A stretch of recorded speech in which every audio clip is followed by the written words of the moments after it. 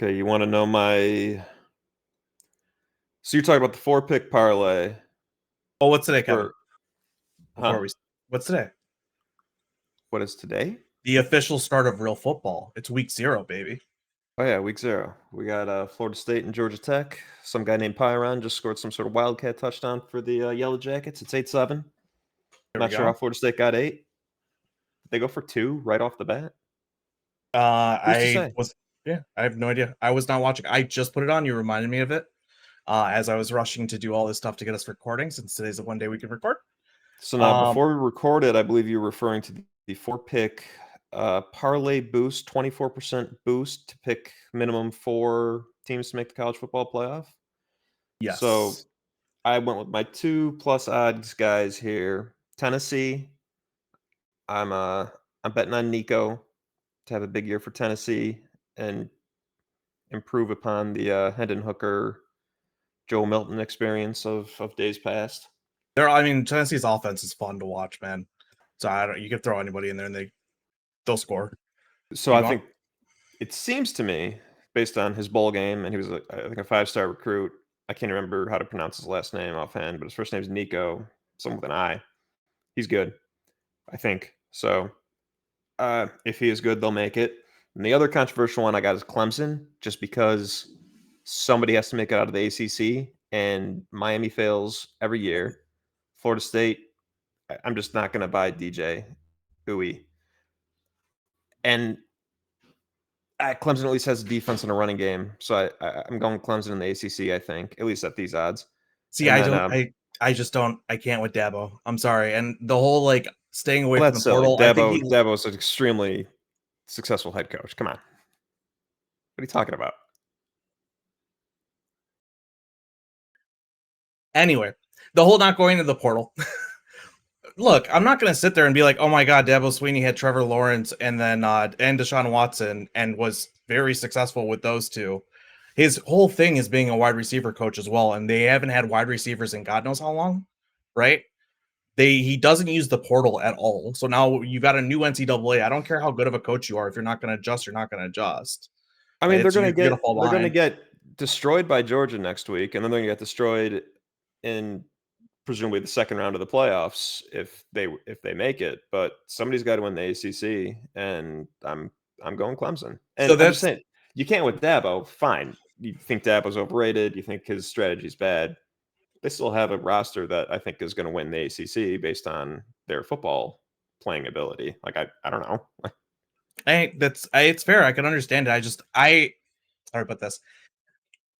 I don't know if Florida State has fallen off that much, which is why I'm like, I was kind of leaning into Florida State, but I also wasn't sure. To be very fair, my take on the ACC. It's been one of the worst conferences over the past few years.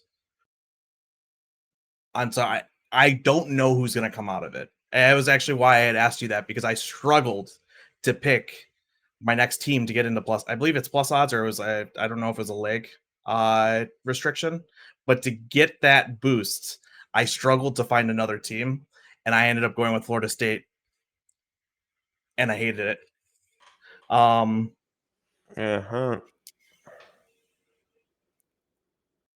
second. I'll tell you in a second. I want to make sure. I think I avoided Florida State. I lied. I was thinking about it. I went with Penn State to get up there. So I went with Ohio State, Georgia, Oregon, Texas, Penn State. So you went 5 legs. 5 legs. More likely to hit. Less volatility. You went with safer teams, but more legs. What are your odds? My odds are plus 341 before the boost, plus 423 after. Oh, okay. So I got up to plus 1193 with Tennessee and Clemson, and I just went safe with Georgia, and then I went slightly riskier with Texas, but I think we're pretty safe with Texas. Yeah, I feel comfortable with Texas. In the SEC, we'll see. I love Steve Sarkisian. I also know that if they lose a game or two and it's because of Quinn Ewers, we're probably going to see Arch, and I'm excited for that. So, yeah. Now I got Florida State minus 11.5 in this game in my week 0 14 parlay that I'm not going to expand upon because the other 3 games are awful. But man, Florida State upset would be really fun for the first game of the season. I'd end up losing money on it, but I would actually be kick-ass. I don't really care. And as I said, in year one of my first NCAA or college football, EA college football 25 playoff, some wide receiver from Georgia Tech won the Heisman. So look out for whoever that guy is. You didn't grab his name on NCAA? Was it noteworthy enough? Nah, I just kept thinking of Calvin Johnson and Demaryius Thomas and Darren Waller. On a side note, before we actually start talking about what we want to talk about, Colorado versus NDSU, North Dakota State. Please tell me you put some money on North Dakota.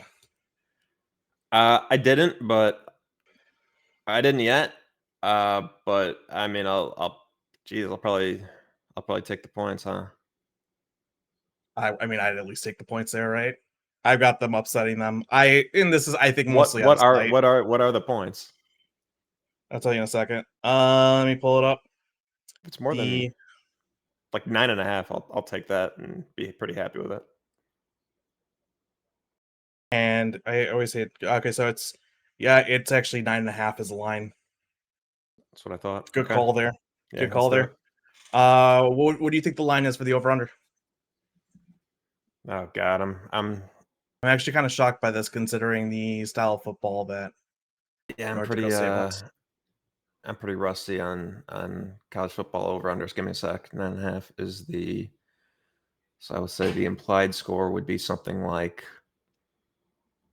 33-24. So 57. 59. Wow. Okay. Very close. Very nice. I'm a little shocked by it because I feel like North Dakota State will ground and pound probably all day. They are an explosive offense, but they're an explosive offense because they're usually playing against, FCS teams that can't handle, their big boys. Oh, you think it's high? You think that's high? I think it's high. No, I feel like I mean, I don't want. So North Dakota State, you're right. They're ground and poundy, but also they're explosive. They're very explosive. Don't get me wrong, but I wonder how that. The flip side, I think, is like, I think many would expect if Colorado to win the game, they'd score many points with their, overrated but good quarterback. And it's fair. No, that's a good point. That's a good point. Talking about actual situational there. FCS athletes on defense, like, yeah, I don't know. So the implied score then is 30, 34, 25. Yeah, that seems right. Be the yeah. I'm not gonna do math in my head right now. I will say one last thing. We get to watch Travis Hunter play some football. Before we begin, I gotta quickly ask you on this pod, where do you have him? And I know you haven't done much. I mean, I actually don't know. I don't know how much pre-draft analysis you've done for the draft. I've done none. I've just watched him. I'll say this about Travis Hunter. He should be a corner, but man, the money is being a receiver, and he's also a good receiver prospect. So, like, I kind of feel like he's going to want to be a receiver, right?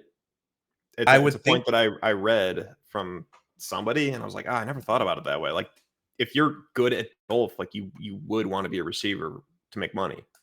That's what I would think as well. I had that thought. I remember seeing who wrote it. I was like, yeah, I mean, that makes complete sense. That kind of stinks because I want this league to have more corners. And I also think he's one of the best corners. Yeah, I think he's one of the best corners I've ever watched play, in college football, at least that I can remember. And my memory's all early ranks. I am only putting him corner 3, but that's still like a top 8 pick. How many corners are in this draft? Oh, we got Will Johnson from Michigan. We got Ben Morrison from my boys. I don't know much excellent job on Marvin Harrison last season. That's his calling card. I got some. I got more to ask you, but we'll pause this right here. Let's get started on. I'm not alone, by the way. Everybody thinks that Benjamin Morrison is a great prospect. Oh, I'm not saying that. I'm absolutely not saying that. I don't know much about him, so I was going to ask you more about it, but I don't want to get into details there. Let's do a wins draft. Yeah, it says our as the third or fourth podcast, third or fourth biggest podcast in football. We're the third or fourth Yeah. podcast to do a wins draft. No, being all joking aside, we had the idea to do a wins draft. You had the idea to do a wins draft a couple weeks ago, and right after you said it, Yeah. we see the Ringer come out with one. We see Here's the thing. they all do it, but they all probably have done it before. I don't listen to do. those damn things. So I just thought I that's just why thought I I thought had it an was idea. I thought it was hilarious as they came out. I'm like, oh yeah, they do this too. But it's so fun. obviously We're gonna do it. We're probably gonna draft different teams than they did. So let's go, baby. Kevin, do me a favor, set up the framework, the ground rules here. How are we handling this? Because I don't know much. I know we talked about potentially doing all 32 teams. What have you decided? I'd like to do all 32 teams. And yeah, whoever you just tally up how many wins they have at the end of the season, regular season. We're not going to do playoffs. I think you voted, or are I'd we? like us to do a playoff bracket, but Oh, well, we could not. do that. We could do that after the season's over. Yep, Then. after. Okay, so regular season, just tally up the number of wins, and I don't think there's really any. There's no. Well, We're, do we we're have just a gonna, punishment? so you brought up punishment. I think we should have a punishment. I said mine. It was.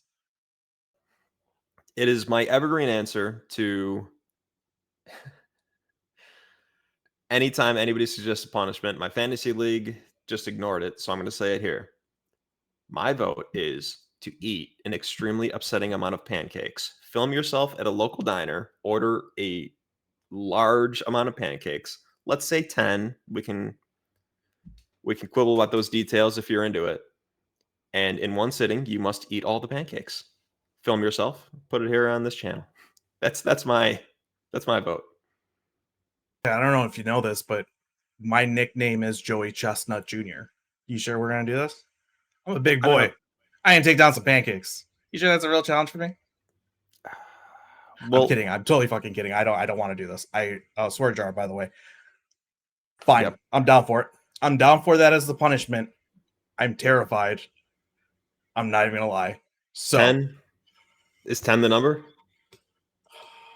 10 pancakes? Yeah. I think that are we talking 10 just individual pancakes or 10 stacks? No, 10 individual pancakes. I feel like I could do that, honestly. Yeah, I wonder if the number should be a little higher. What's a stack? Is a stack 3? 3, usually? I think. 3. How about five this? five stacks of pancakes then? How about this?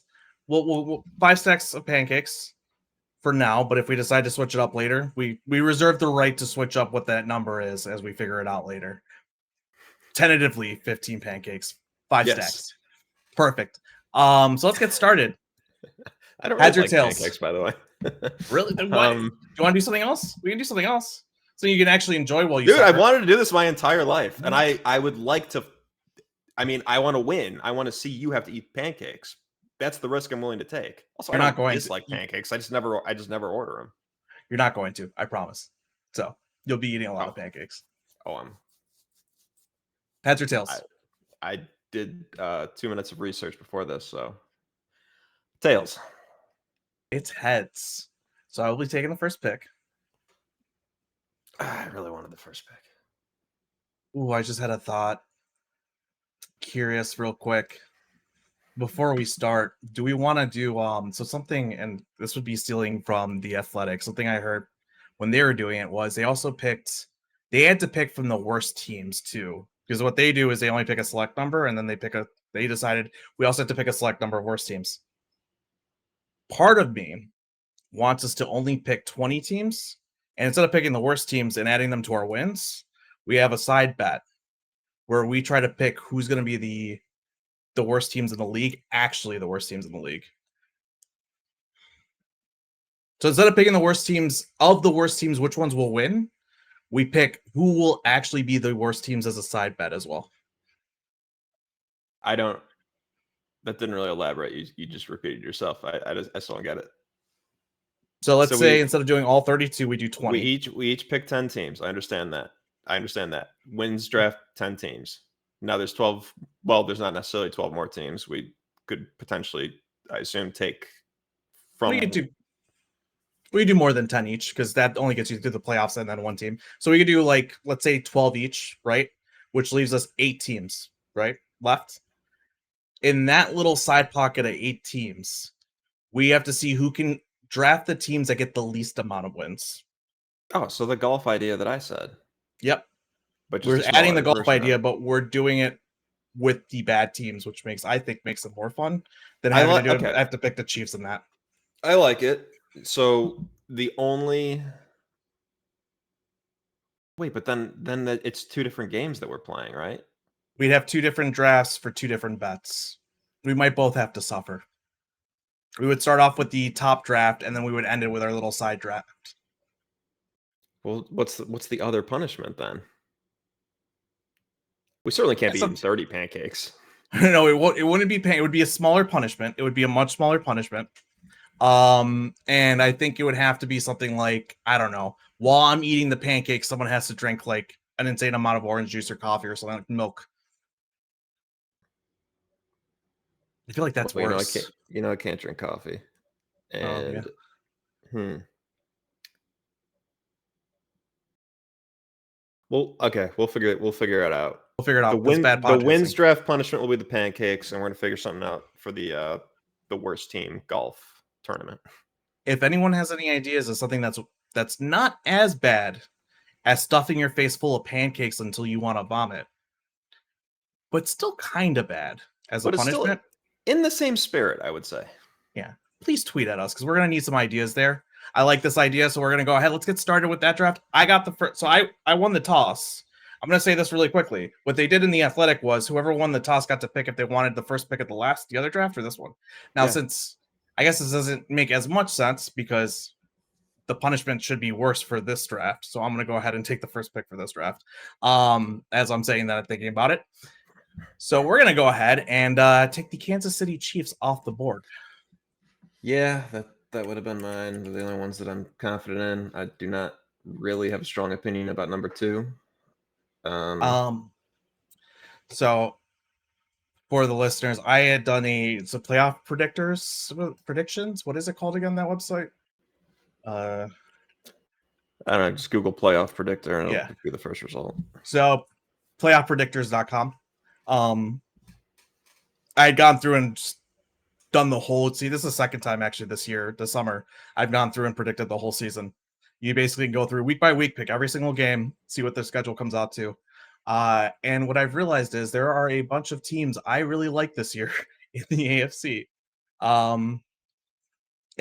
But I do think after looking at schedules and everything like that, the Chiefs honestly have a pretty decent schedule for the team that they've got. I don't expect the defense to regress as much as some people may want to think with the loss of Snead. And then you also have Patrick Mahomes with now Xavier Worthy. And I think we both really like, geez, why am I blanking on their wide receiver? The other wide receiver, these Boriak. The one that was already there, Rashee Rice? Yeah, Rashee Rice. I think we both really liked what we saw from Rashee Rice. It doesn't seem like he's year. going to get suspended. So, like, I'm going to draft him in every fantasy league, first of all. Yep. Hopefully nobody in my league will ever watch this. They're aware of it. They'll never watch it. Yeah, I'm going to make sure I get him in my leagues. And, yeah, just their main issue last year was lack of receivers. Now they have, I mean, Hollywood Brown, I think, is hurt, but not that hurt. And then Worthy at least adds explosion. And Reed Humphrey another just year, reset the center market, and I mean reset the center market. He cleared the next closest contracts by like 5 million. yeah. It's just insane. So Phenomenal player. another year older for Kelsey, another year Mhm. older for Chris Jones, but I think they each got at least another year in them. And then The one issue like that I will say is the only real loss is Snead, but it's really the one loss. Like I don't know. I feel like Mahomes could go crazy, win another MVP, and that they go like 15-2, like something crazy like that. and he also was just disrespected. But the one thing that I will say on the note that you mentioned with how old Chris Jones and Travis Kelsey are, they do seem to load manage a little bit. Let that be with how often they're actually out there or how they handle their snaps. So I do worry that could cause They might lose some games they could have won just because they're like, hey, we're gonna make it to the playoffs, and really it's the playoffs that matter. Yeah. Hey, All right. Kev. Chiefs are good. I will bet the field over them to win the Super Bowl, but it's actually kind of tough. Like I really think they're clearly the best team. I have to agree with you there. I Uh, was thinking that through too. When I did the bracket for the playoffs for playoff predictor, I didn't want to pick them, so I had them losing. But I think you're right. so this is not my number 2 team on my little whip together list, but I'm not really worried that you're going to take my number 2 team. So I am going to take the 49ers. Um, Now I think they're probably everybody's number 2 team for the most part. Um, but man, Purdy's got to regress. I was sorry. I got into the muck a little bit last night on Twitter about some throw that he made, and it just there's so many throws where I don't buy that his skill level is what is putting the ball in the perfect 3-inch window that is preventing an interception. Like Brock Purdy's going to throw 18 interceptions one of these years, and it's just going to be because like the 3 inches were like a little further up or down on these like layered throws. Um, Um, Ayuk seems like he is going to extend. That's where the winds are blowing. If Ayuk does not extend, I would not have picked the 49ers, but I think Ayuk is at the very least going to play for the 49ers this season. We'll see. so That's what I think is going to happen. the last I heard was they offered him 30 million, and that might have been a rumor, which is more than what the Steelers extension was, and they're still having issues. Now, this might like 30 million AAV. This might be due to guaranteed money. It could be other things that are causing it. Like it might not just be the money itself. So I'm curious how Yeah. much of this is like Ayuk actually just wants to get out of there, right? Or if that is just guaranteed money issues, etc. Because if it isn't guaranteed money issues, etc., I would have to disagree with you. He's probably gonna find his way out of there. I'm just Now, saying where the winds are blowing, and at the very least, I think he's going to play on the Niners this year. yeah, I will say this: I don't understand why the Niners are even like if he's making it this difficult, you just fine him. Like he's gonna have to play for you. You've got contract control. If he doesn't, you put him on the NFI, and you toll his contract over another year. They don't players don't have as much power. It's just teams don't want to deal with the drama, so Yeah. they don't. So that said, I hate you. That would have been my next pick, That's why I and did it. sorry, go on. That's why I did it. I got a couple teams that I'm not worried that you're going to snipe, so I'm saving them for later. Yeah, I am curious though. Who your other team was? I do want to back up your point though on turnover worthy play rate, right? Going based off of quarterbacks who played about 50% of the year. Brock Purdy is has the 10th highest at 3.4%, just to give you an idea of where that falls. Even Zach Wilson at 2.6% turnover worthy play rate. At 3.4%, it puts him around Baker Mayfield and Justin Fields, who's mostly was fumbles, and then Bryce Young. Yeah. Um, I don't even like dislike Purdy. I'm just like this cannot possibly continue. yeah. This is crazy. Turnover luck is real, and he found the right side of variance there. So, oh man, I have a couple teams I want to take. I'm trying to think of who you're not going to pick, and I want to think of who you are going to pick. I'm gonna go with I'm gonna go with the Buffalo Bills. Okay. I Good. think I'm it's a happy. curveball. I'm happy. That's fine. I You have it. think the Bills are pretty safe, but They do have a tough I think schedule. they're a safe bet to win probably 10 10 games. games, but I don't it's hard to squint and see the upside. Like you know, the extra 3 wins that could really tip the scales for you, in They my have a opinion. tough schedule, but I Yeah. think that we're overrating how much worse this roster is. I'm very happy with it. I've told you before with what Sean McDermott did. They needed a little bit of a reset, and losing a couple aging veteran names doesn't bother me because I know they're not as impactful as people think the name, implies. because most of the time they are starting to regress. I like some of the young talent they have. I'm really high on Dalton Kincaid. And yeah, I don't know if I have much to say about it. Like Josh Allen just sets the floor that's the other thing too. at a place that you're I not also super think he worried. raises the ceiling on a team that isn't that great. Like he's going to, yes, he sets the floor because he carries them. He like literally pulls them.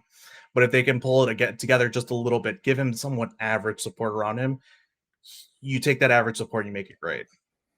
So I think he's clearly the second best quarterback in the league. I don't understand anybody who has him lower. You want to talk about turnover worthy player? He throws so many interceptions. Josh Allen on this is. I actually have to. The hell is he on this list? He's a little bit lower than Purdy at 3%. That puts him around CJ Stroud, who also had some turnover worthy luck, right? And Josh Allen had the opposite. I think he had way more turnovers than he had thrown. So yeah, I'm looking at the roster now. I don't have any issues with it. It's not much different than last year. I think trading Diggs was good. The weapons just really kept the upside for me. Like I don't know what to think about Keon Coleman. I've never known, like, I truly, for every criticism of him, like he's slow. Well, then how'd he run that gauntlet so fast? He's not athletic. Well, he played basketball. Like there's like a yin to every yang with Keon Coleman, and as a rookie, it's a little tough for me to wrap my head around him. that is a concern that I share with you, but I do like why Khalil Shakir. I liked him coming out. He's proven to be a good slot. I think you add He's Kincaid there. he's nice, yeah. Yeah, and I am fairly fond of their offensive line, and I know that Josh Allen can give you a lot on the ground game as well. I also want to put something into perspective. I know I said 3.4 versus 3%, just for anybody listening. That is a 13% increase overall. So, of all your attempts, that is a 13% increase when you go from 3% to 3.4, because it's 0.4 divided by 3 to get the increase overall. That would be 39 more times that Brock Purdy has a turnover worthy play if you have 300 attempts, right? Let's just say it's on only passes. If you have 300 attempts, that's 39 more attempts that could have been intercepted versus Josh Allen. It's a significant difference. So I just wanted to bring that up. Anything else? Any other thoughts on the Bills from Kevin? Any Uh, other? no, I mean Matt Milano tore his bicep. They're gonna have him gone all season again, so that's not Forgot great. about that. Oh man, I forgot about that. I knew that impacted my thought. Well, let's go ahead. Let's go. You make a pick, and I'm a little sad. Shit. I'm between two. I know what your next pick is, and I'm between stealing that, but then I think maybe you'll steal mine. So I'm just gonna go with what I think, and I'm gonna go with the Cincinnati Bengals. Oh, so I did steal your next pick. You just stole my next pick. That's nice. Okay, I thought you were only gonna steal that if I took what I thought your next pick was.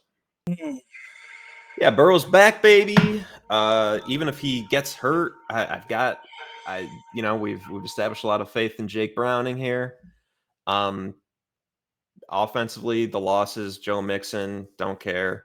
Don't care at Tyler all. Boyd, barely care. I mean, they drafted Jermaine Burton, who outside of character concerns should have been a first round pick. I love watching. I honestly think you know how I feel about Jalen Milroe. I think he's a terrible quarterback. I think Jalen Milroe held him back significantly when he was wide ass open. Yeah. So you add that in there. You also had Andre Ishavash. I can't remember how to say his name. The guy out of Purdue last year, he's looked good in camp. No, that's Like you're my gonna guy. be That's who yeah. I'm pretty agnostic on Burton.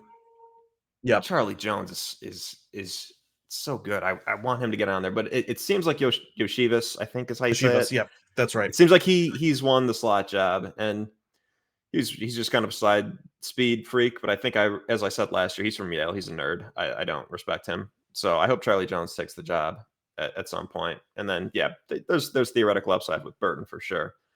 I think I was higher on Yoshivas than you were coming out. He was just one of those, like, I was like, you should take a flyer on him, absolutely. I I want to make this clear. When I argued with that, when you did say that last year, I would say, no, he's a nerd. He went to Yale. So That's you what I was tell trying to me get at. That's what I was trying to get at. if that's actual football analysis. It's not. That's what I was trying to get at because you just literally said it. But go on. Upgraded the safety room. They're gonna miss DJ Reader. I don't love the DJ Reader loss. That does But hurt. besides that, I don't. I think the roster overall has been upgraded. I don't. It seems like Amarius Mims is going to win the right tackle job over Trent Brown. It's a little surprising to me in his rookie year, but if he's shown out in camp, then cool. Supposedly he's looked really good. I think they're both injured though, if I'm not mistaken. Yeah, that is true. So Cody Ford, I believe, is taking the right tackle snaps, but I don't think either injury is like super concerning from what I understand. Yeah. So yeah, and also even Mike Gesicki is a little intriguing to me as like a low upside flyer or a high upside kind of flyer at tight end. Man, why am I and blanking on also the last tight end? Never mind, just keep going. I'm blanking on who was their tight end previously. Was it Hayden Hurst? Yeah, it was. Yep. Go on. Yeah, besides that, I would say the only concern I have about them is that the vibes do seem a little off. Just Hendrickson requested a trade. T. Higgins requested a trade. I don't really want two of their 5 best players requesting trades necessarily, but this is a good roster, easiest schedule in the North. So yeah, and I expect a Joe Burrow revenge tour. On the note of Higgins versus Ayuk, just like I said with Ayuk, they have control with Higgins, right? You can't really do anything. With them, they are literally saying like you're not going to do anything. I think, on that sense, it's also a contract year. He has no reason not to show out to make sure that he can actually get paid when he. Yep. He's franchise tag, correct? So yeah, they probably won't tag him again because that'll be a 20% increase on whatever he's making now. It's significant. He'll make the market. He'll want to have a good year this year. The one thing that I will say, the reason why I would be hesitant on the Bengals outside of the obvious division is very difficult, just like with the Bills, though. The one thing that I will say is I feel as though their defense is regressing, and Big Lou is awesome. Lou Anarumo, and what he does, coverage scheme wise, especially, he runs a lot of I'm not gonna get into details, but he runs what are called a lot of NTTs, non-traditional Tampas. It's a lot of rotations, basically fitting the hole with a different defender, and creating confusion from there. And then on top of that, obviously matching it with other cover 1, cover 3 stuff. He's very, how do I put this? Creative. And I think you said you think it's regressing, but I don't know if that's the correct term, because I think the big issue there was how many young defensive backs they had, and they've all gained a year of experience. Right, but also then losing DJ Reader on top of that. They have gained experience. I do think that the more that the secondary works together, the better they'll communicate. You're correct. I agree there. I worry, though, that they haven't done much to add since last year, and they've only lost and you've subtracted. So you really are kind of like the Bears. You're leaning on your guys to actually develop. And just like with the Bears, there's always going to be concern there. So, going to go ahead and add that point in. On that note, let me think this through. I've got quite a few people I'd like to pick. I'm trying to think of who you will pick.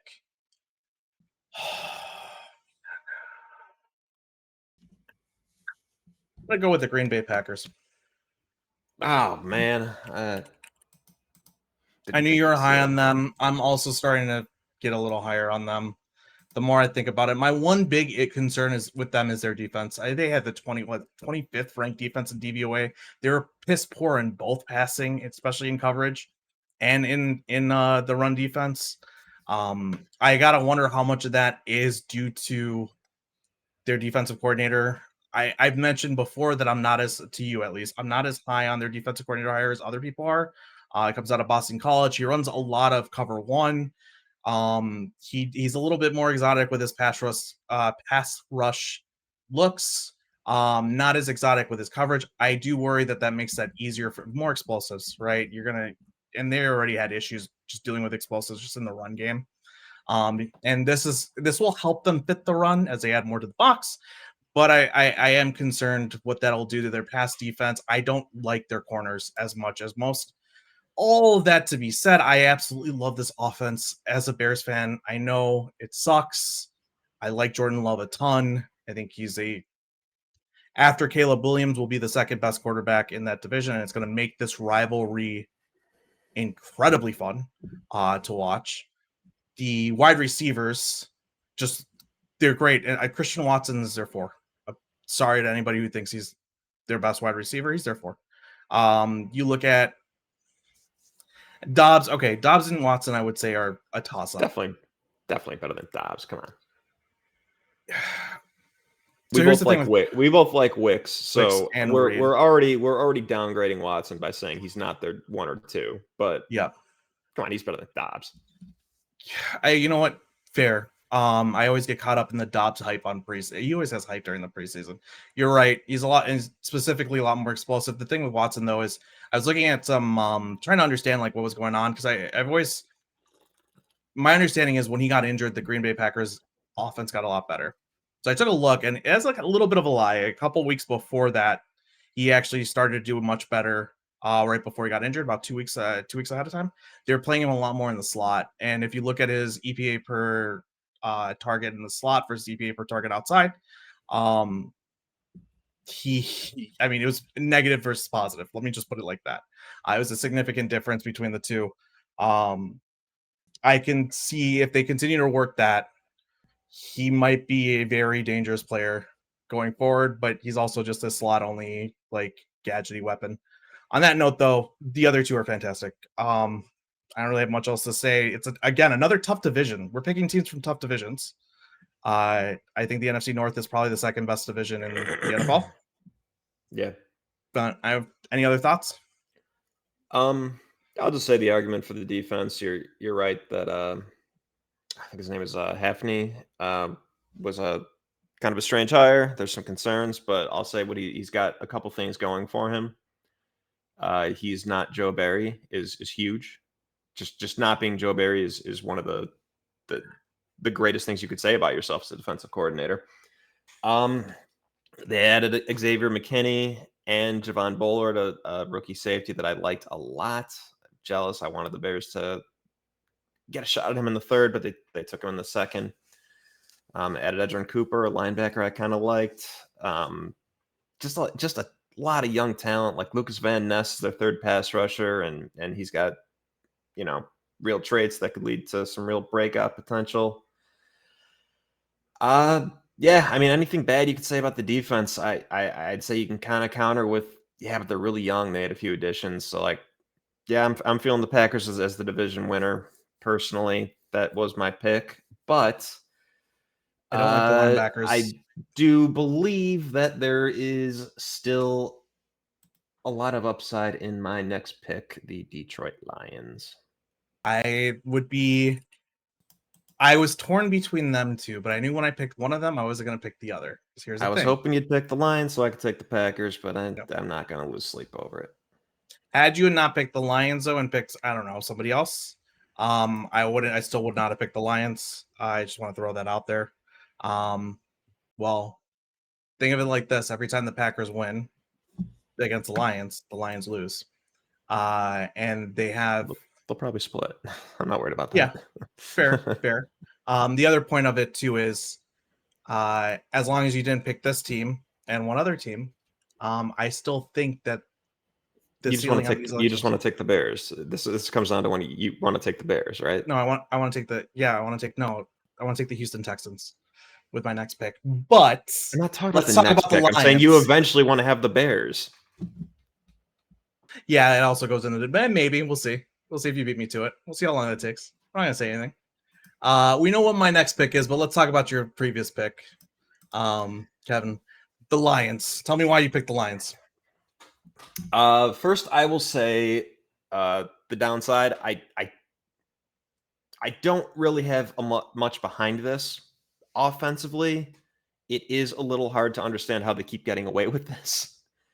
Um, This Ben Johnson is it is a amazing. slot receiver, a tight end, and a running back.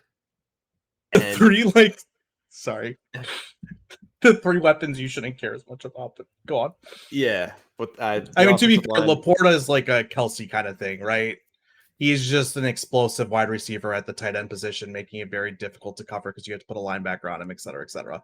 That is something that's worth a damn, but you just don't typically find those guys. It's impossible to find that you shouldn't care. yeah. I want to So throw that out there. the offensive line is great. Um, Goff is very good as long as you don't move him off his spot, and the offensive line makes it so he does not often have to move off his spot. Um, I mean, I mean, Dan Campbell is. I'm happy. Like I'm mad because I don't want the Lions to be good, but it's undeniable how good of a coach Dan Campbell is. Um, The thing and that's he's got underrated, arguably the best offensive coordinator in the league and maybe the best remaining defensive coordinator. Now the other good defensive coordinators have been promoted to head coaches. So the I want to add coaching a point staff's real great. quick on the coaching staff. The thing that's underrated with Dan Campbell is how much he leans on analytics. Such gut feel, I guess, but gut feel in the sense of let's just fucking go for it. Like I feel like we got them on their backs and their heels. He for supposedly a meathead former football player who should have traditional like ideas of how things should go. He gives them an edge in game time decisions. He's the wokest head coach there is, as much of a meathead he seems like. It's great. And yeah, But even if sorry, he weren't doing analytics, he just always errs on the side of go for it, which is correct. Go for it. It's yeah. And then on defense they added DJ Reader from the Bengals. He's I was concerned. I just said I'm concerned that the Bengals lost him. So obviously the Lions gaining him is a big deal. Running on them is going to be really hard. Reader and Aleem McNeil in the middle is a big old mass of man meat there. They took a flyer on Marcus Davenport. I don't really care about that, but Aiden Hutchinson should probably continue to improve. The linebacker room is pretty stacked. It goes like 5 deep, weirdly. And then they addressed their biggest weakness, corner. They signed Carlton Davis. They signed Amik Robinson to play the slot, which does make Brian Branch not necessarily play the slot as much, which is kind of weird. And then they absolutely stole Terrion Arnold in the first round at like 24. Which that guy should have I don't gone I don't top understand that. 12-ish. So yeah, I would say, and we've had this argument or not argument discussion. Uh, I don't think the Bears are better than them, but what the Bears offer that the Lions don't, I think is a lot of upside. Like the Lions papered over their weakness, but I don't see there's nothing like explosively awesome about this team. It's just they just showed they can make the NFC Championship game, and now they've improved in their biggest weakness. Yeah, I So I think think there's a very solid floor here. yeah, when we had talked about it, they're a team that's going to seem very consistent, right? Because they have that floor. But you're not if they have to get into anything where they're playing with a team that can just hit their high end their high end of variance. I'm gonna keep using variance as a word of the day, guys. Hit the high end of variance there and be explosive and just like go at them. They're not going to be able to keep up because they don't have the same ceiling as other teams do. Yeah, Is that if they'd somehow added like T Higgins or if they'd gotten in on Brandon Ayuk, then I'd be really scared. Just like one more huge ceiling raiser. Um, yeah, I just think there's a solid floor here and probably not enough upside to win a Super Bowl, but they're gonna win games. I will say Amon Ra, even as a slot, is he just keeps moving the change. I've never seen a guy just a possession receiver on steroids. That's what it feels like. I even in the slot, I feel like I haven't seen somebody do that from the slot ever, and I do think that adds a bit of a wrinkle, right? Because your slot corner is typically not the greatest. The NFL defenses have gotten a lot better, but now they're focusing a lot on having those guys stop the run. So it does create a, I mean, is why Ben Johnson's so good, is he knows how to create those mismatches and puts you in a disadvantageous position as a defense, Yep. because so many of their guys are so multiple. I will say though they did lose that explosive piece. I think before it was DJ Chark. More recently, I'm blanking on the guys Reynolds, right? They lost Josh Reynolds as their number 2, not as an explosive piece. So Yeah, that okay. will hurt. Their main boundary guy. Like Yep. that's why T Higgins would have been a really nice addition for them. Like Yep. more explosive, just better, but like they didn't really replace their possession along the boundary guy. Yep. They did do a great job patching those holes, as you mentioned, at the cornerback position. I also think underrating how much. So, like you mentioned, who they have on the defensive line. So, like doing a good job of saying where that's at. But there's a substantial, I think, improvement there with the DJ Reader addition. On top of it, Ali McNeil taking another year. He's looked great. That line, they didn't have the greatest pass rush outside of Aiden Hutchinson. I have to wonder how much just adding those pieces will stack on each other to improve that part of their game as well. And on top of it, Aaron Glenn, their defensive coordinator, I believe that's his name, has constantly evolved and has significantly improved. So it'll be interesting to see. I will say one thing. We should have kicked their ass in both games. We should have absolutely dominated them in both games. We did in the second. Well, we did. We just yeah, to be fair, we did. We just forgot how to play football for the last 4 minutes of the game. Yep. On that note, I think that has a lot to do with our linebackers coming back to what they want to attack is that middle of the field. They want to put the linebackers on their ass, right? They want to find ways to put them in the most. That's what they're making disadvantageous. Thankfully, we are stacked at that position, so I'm not as worried about them as a Bears fan. But in this is a good pick. We did a really good job putting heat on Goff, and I would say other teams maybe take note from the Bears. I guess weirdly, underrated thing with Flus, and we should talk about the underrated thing with Flus, and we should talk about this when we get to the Bears. He's not your traditional Tampa 2 guy. He does so much more than that. It's not vanilla. And I think that he's done a good job ever since they hired we've talked about this before, that advisor. He's done a great job. I'd say we've talked about it so much before that I don't want to touch it. So go on. Your next pick is the Texans, you said. Yes. So I did look at their schedule. They have a very tough schedule, even outside of conference. I mean, the AFC South plays the NFC North. Sorry, go on. Two in the swear jar. I didn't like the use of the word ass there. We got to define what goes in the swear jar here. It's a vibe. When I feel a swear was uncalled for, I'm putting in the swear jar. So this is like pass interference. You just, when I see it, I feel like it's a judgment call. Sometimes it's fine. So their schedule is very difficult. If their schedule wasn't, I think they have one of the best rosters in the league. That's what I'm getting at. If their schedule wasn't so difficult, they would have been one of my first picks. I think I told you this week coming in this, I would have had them at like 13, 14 wins, just based off of how optimistic I am with them. Their defense is getting better. I think, why am I blanking on their cornerback? I really liked him coming out of the draft with Sauce. I knew that they were going to take him for some reason. Derek Stingley. I got that pick straight on. Yeah, Derek Stingley. Derek Stingley is looking like he's looking really good.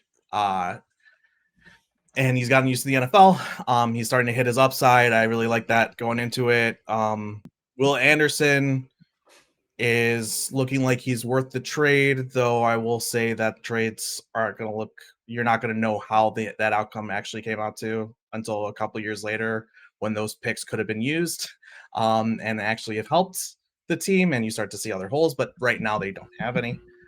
In my opinion, the obviously D'Amico Ryan's fantastic coach, low-key Shanny tree, right? Because even though he's defensive, he does come from the Piss Boys, right? Back when they were with the commies. So he has that same passionate about football, the same way of thinking about it as they do. I'm sorry, hang on. What is the Piss Boys? Oh, the Piss Boys was a nickname of all of the quality control guys with the Washington Commanders back in the day. Kyle Shanahan, Sean McVay, uh, Matt LaFleur, and D'Amico Ryans were over there because they got pissed on by the staff all the time, so they called them the Piss Boys. The rest of the staff. Oh, okay. You good? Well, he's too young to have been on that staff. He was still playing. It doesn't really matter. I just didn't know what a Piss Boy was. Am I blanking? Am I mixing him up with somebody else? I hope not. Probably. Regardless, he was on Kyle Shanahan's coaching staff, so he's touched a Piss Boy.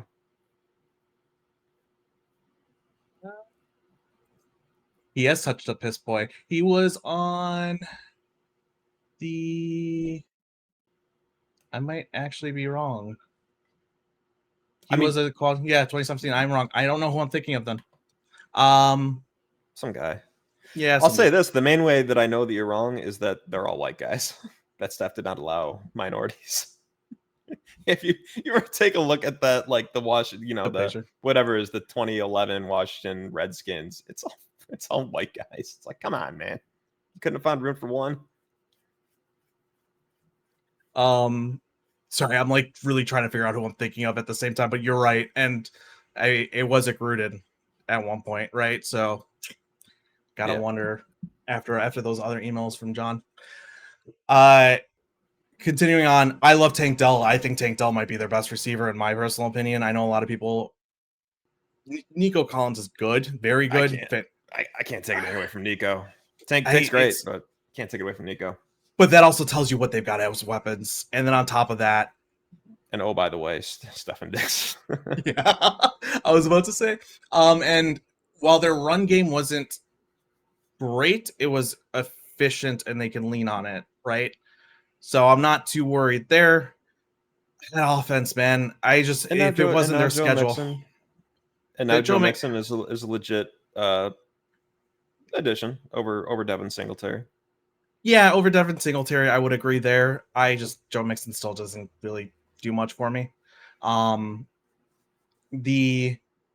Just everything about it. I think they're one of the best rosters. I can't believe how fast they turned it around, but they're not the only team that did, and we'll talk about that later. Impressive off the Deshaun Watson situation, what they've done. Any thoughts?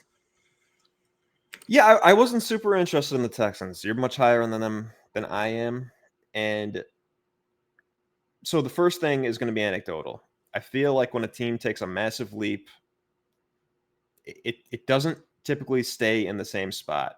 Either they establish themselves as one of the absolute best in the league, which seems to be where you think it's going, or there's a little step back before it gets better. And they certainly acted like a team that intends to take a huge step back by adding Danielle Hunter and Stefan Diggs were the big ones. But now to football reasons, I think the turnover luck was absurd. They turned the ball over, I think, 11 times at most this season. That's CJ Stroud threw 5 interceptions.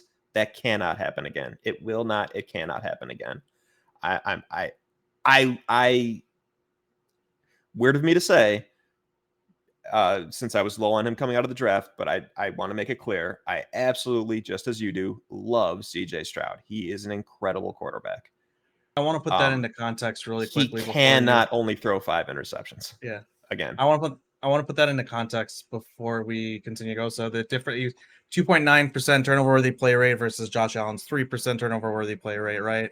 So we're talking about how many interceptions did Josh Allen throw?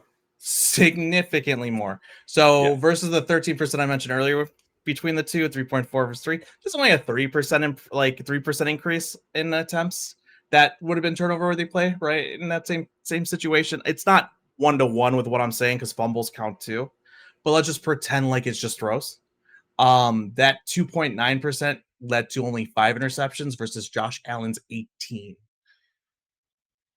Yeah. 18. That is, we want to talk, when we talk about turnover worthy play, the variance and going from which side you're on, that is the extremes. Yeah. So I think it's fair to say we're honestly, both guys, if you had to make a prediction, will probably throw about 11 or 12 interceptions next year. And that's significant. That is 6, 7 possessions that are almost certainly going to be given away this season. Not to mention they also didn't fumble very often. Or when they did, and this is probably a readily available stat, so I'm going to wildly speculate, when they did fumble, they probably recovered it a lot. And there's absolutely no skill involved in recovering a fumble. There's a lot of skill involved in forcing a fumble. There's no skill involved. There's also skill involved in not fumbling. There is no skill involved that once the ball hits the turf, recovering it. So I just expect naturally way more turnovers out of them. Again, a lot of talent. A lot of the young guys are going to get better. I also think it's a sneaky, decent division after years of not being. I think even the worst team in this division is pretty decent. Don't like their hole at second corner. Wish they had addressed that better than they did. So I'm being a little nitpicky here, but I think slight step back or maybe slight step back in record or maybe same-ish. I don't see the leap forward that a lot of people are expecting. Also, Jonathan Grenard was just as good as Danielle Hunter, by the way. So throw that out there too. 2 other points I want to add before we move on to your next pick. I would agree with you that there's a chance that there's a slight step back, because the first point I want to say is I'm really leaning on one year of performance from my quarterbacks to lead to continued performance, right? And not to regress after that year, which sometimes you see with both CJ Stroud and Jordan Love. And hoping that they continue to develop. Although, to be honest with you, as a Bears fan, I really hope Jordan Love does not, even if it means me eating pancakes. The other thing I want to throw out there is I had said D'Amico Ryans. It was Raheem Morris, who D'Amico Ryans did coach under. So he gets it a little bit, but there was a black guy there was a black guy. It was Raheem Morris who was on the staff that ended up going on. So the Atlanta Falcons get that benefit, not the Texans. Oh, I forgot to say this. This is my main point. The main thing that scares me more than anything is that I do think D'Amico Ryans is I guess following in Dan Campbell's footsteps, as I can see right away that this dude is an incredible head coach. Yes. Should have won Coach of the Year over Kevin Stefanski last year. I don't care about quarterback injuries. D'Amico Ryans did a much better job of coaching than Kevin Stefanski did last year. And I am bitter about not winning that Coach of the Year bet. Yeah, that's enough. The Texans. I think we got to stop elaborating so much. Well, one last thing, Bobby Slowick. We didn't mention our boy really quickly. Best or second best offensive coordinator in the league, most likely. Yes, him and Ben Johnson. I think if we had moved off of Eberflus, I lean Bobby Slowick over Ben Johnson. A little bit more of a risky hire if they had done that. I like him a lot. He does run the ball a little too much for my liking, but I think a lot of that had to do with the fact that he had to, keep his quarterback safe with how many injuries they had on the offensive line, and just kept going from there. But okay, so you want to move on? Yeah, I'm between 3. I'm not super worried that you're going to take 2 of them, so I'm wondering if I just go with the next team on my list here. Checking their roster really quick because I did not do enough work, and also this feels so icky, but we're getting to a point where we're at that next tier, guys. I feel like there might be one other team you can say that goes up here. I think I know your next pick, so I'm not worried about losing either the other 2. I don't know how you feel about this team, so I'm going to go. Oh, I hate it. I'm gonna take the New York Jets. Oh no, I would not have taken them. Yeah, I just look at the roster, and there are no holes here. I think their defense is taking a step back. Their defensive line is not. there might be a little bit of a hole with how they run their defense, with where their defensive line is at the moment. But continue. And I don't know what's happening with what's his name, Reddick. It almost doesn't matter to me because they've still got, you know, Jermaine Johnson. They've got Will McDonald. They've got geez, There's one name, who's their Quinnen big pass Williams. rusher? Quinnen Oh, Williams. I was thinking more edge. Did they lose another edge? They Oh, got They lost Bryce Huff. Yep. Um, and they brought in Reddick to replace Bryce Huff. So I don't know. I'm not super worried about it. Even so, yeah, they still got Quinnen in the middle there. Sauce is, you know, the corner you can set your watch to, I think.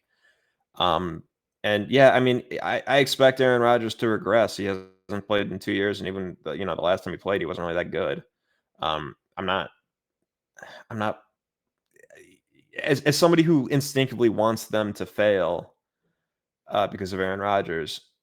I'm not like worried because of Aaron Rodgers. I just that they weren't even that terrible last year with Zach Wilson, and even if Rodgers gets hurt again, it's now Tyrod Taylor. Like they've covered themselves there. Um, I like the Mike Williams addition to the receiver room. They really shored up the offensive line with you know, Morgan Moses at right tackle, Tyron Smith left tackle, and if he gets hurt, Olu Fashanu, who I like, is going to step right in there. Yeah, it's begrudging. I don't want to go too long anymore because I think we're taking a little too long. I like the roster, and it's the easiest schedule in the AFC East.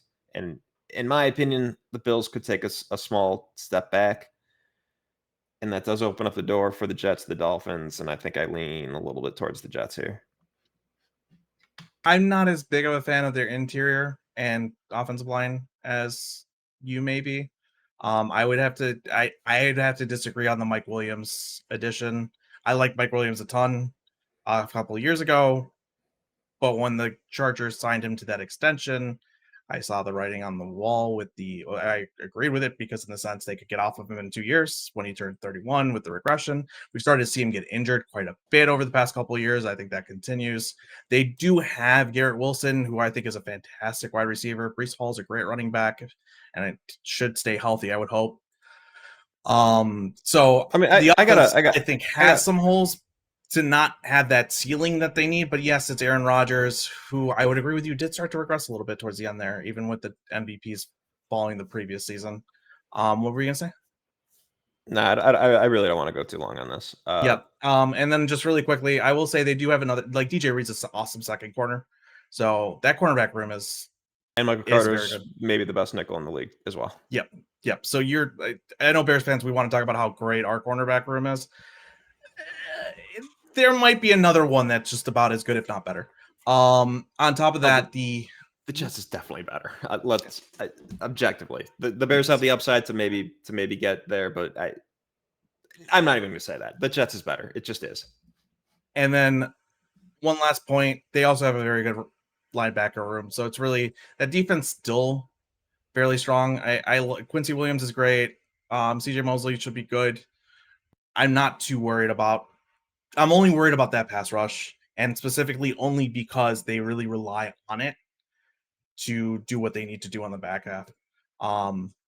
That's it. Otherwise, typically I'm not going to sit there and say that that's going to be the biggest issue with what they already have there.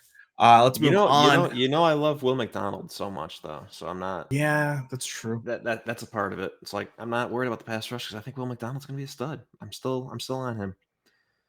Yeah, okay. Make your next pick. This one's going to be hard. I've got a few I can go to.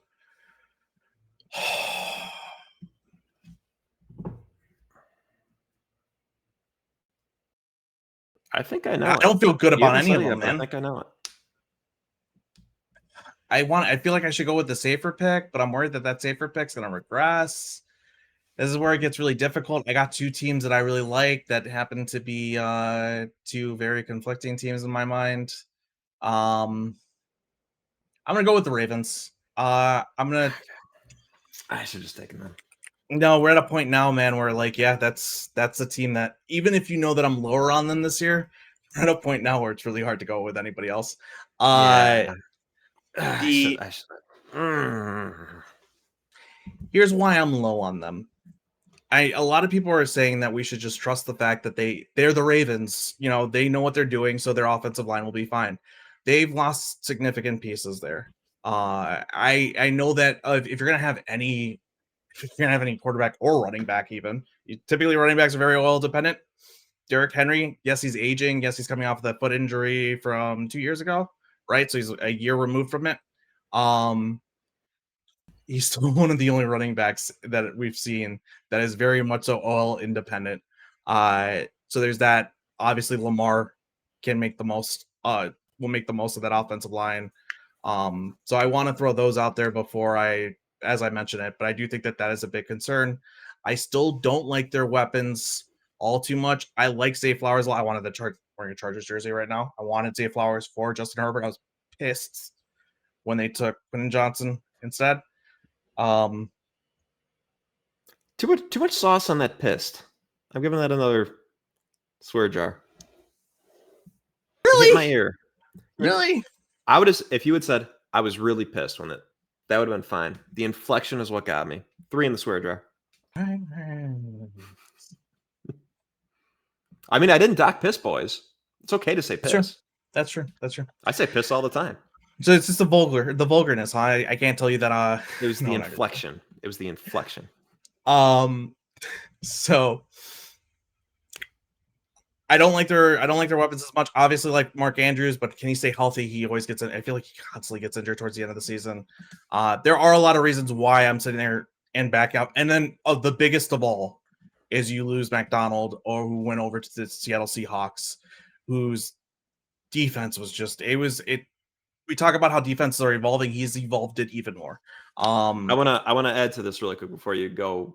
And I'm not please going do to go not on a go. long. Please do I'm not not go going to too go on. far into Mac McDonald. But I do want to add they also lost, I believe, their outside linebacker coach Anthony Weaver, who became the defensive coordinator. I want to say the Dolphins, and their DB coach.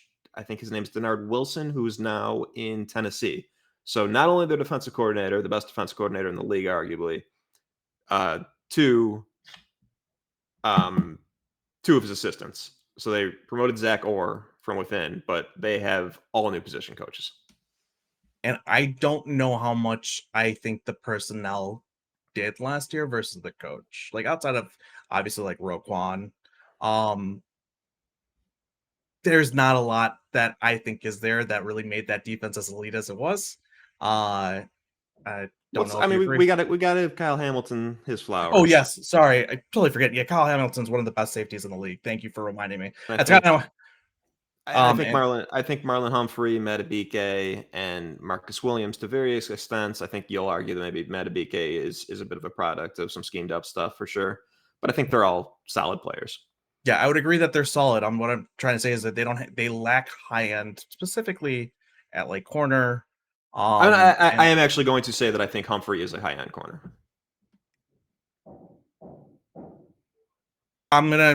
I'll respect that. But yeah, there's enough reason for me to think that there's going to be massive regression on the defense as well. We talk about how volatile defensive performances are year to year.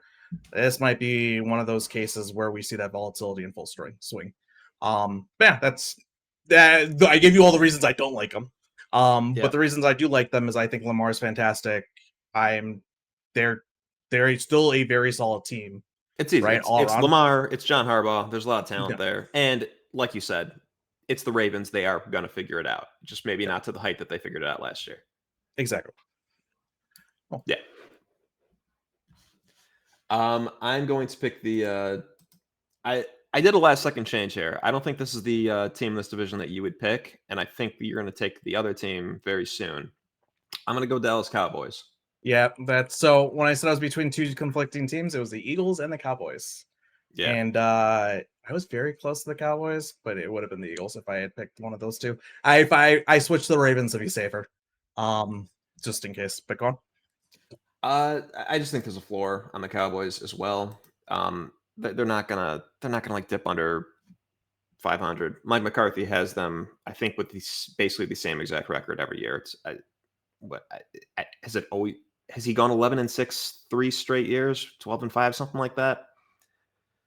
Uh, That the roster the has been stocked though every single time he's done that, and it is starting to lose some pieces.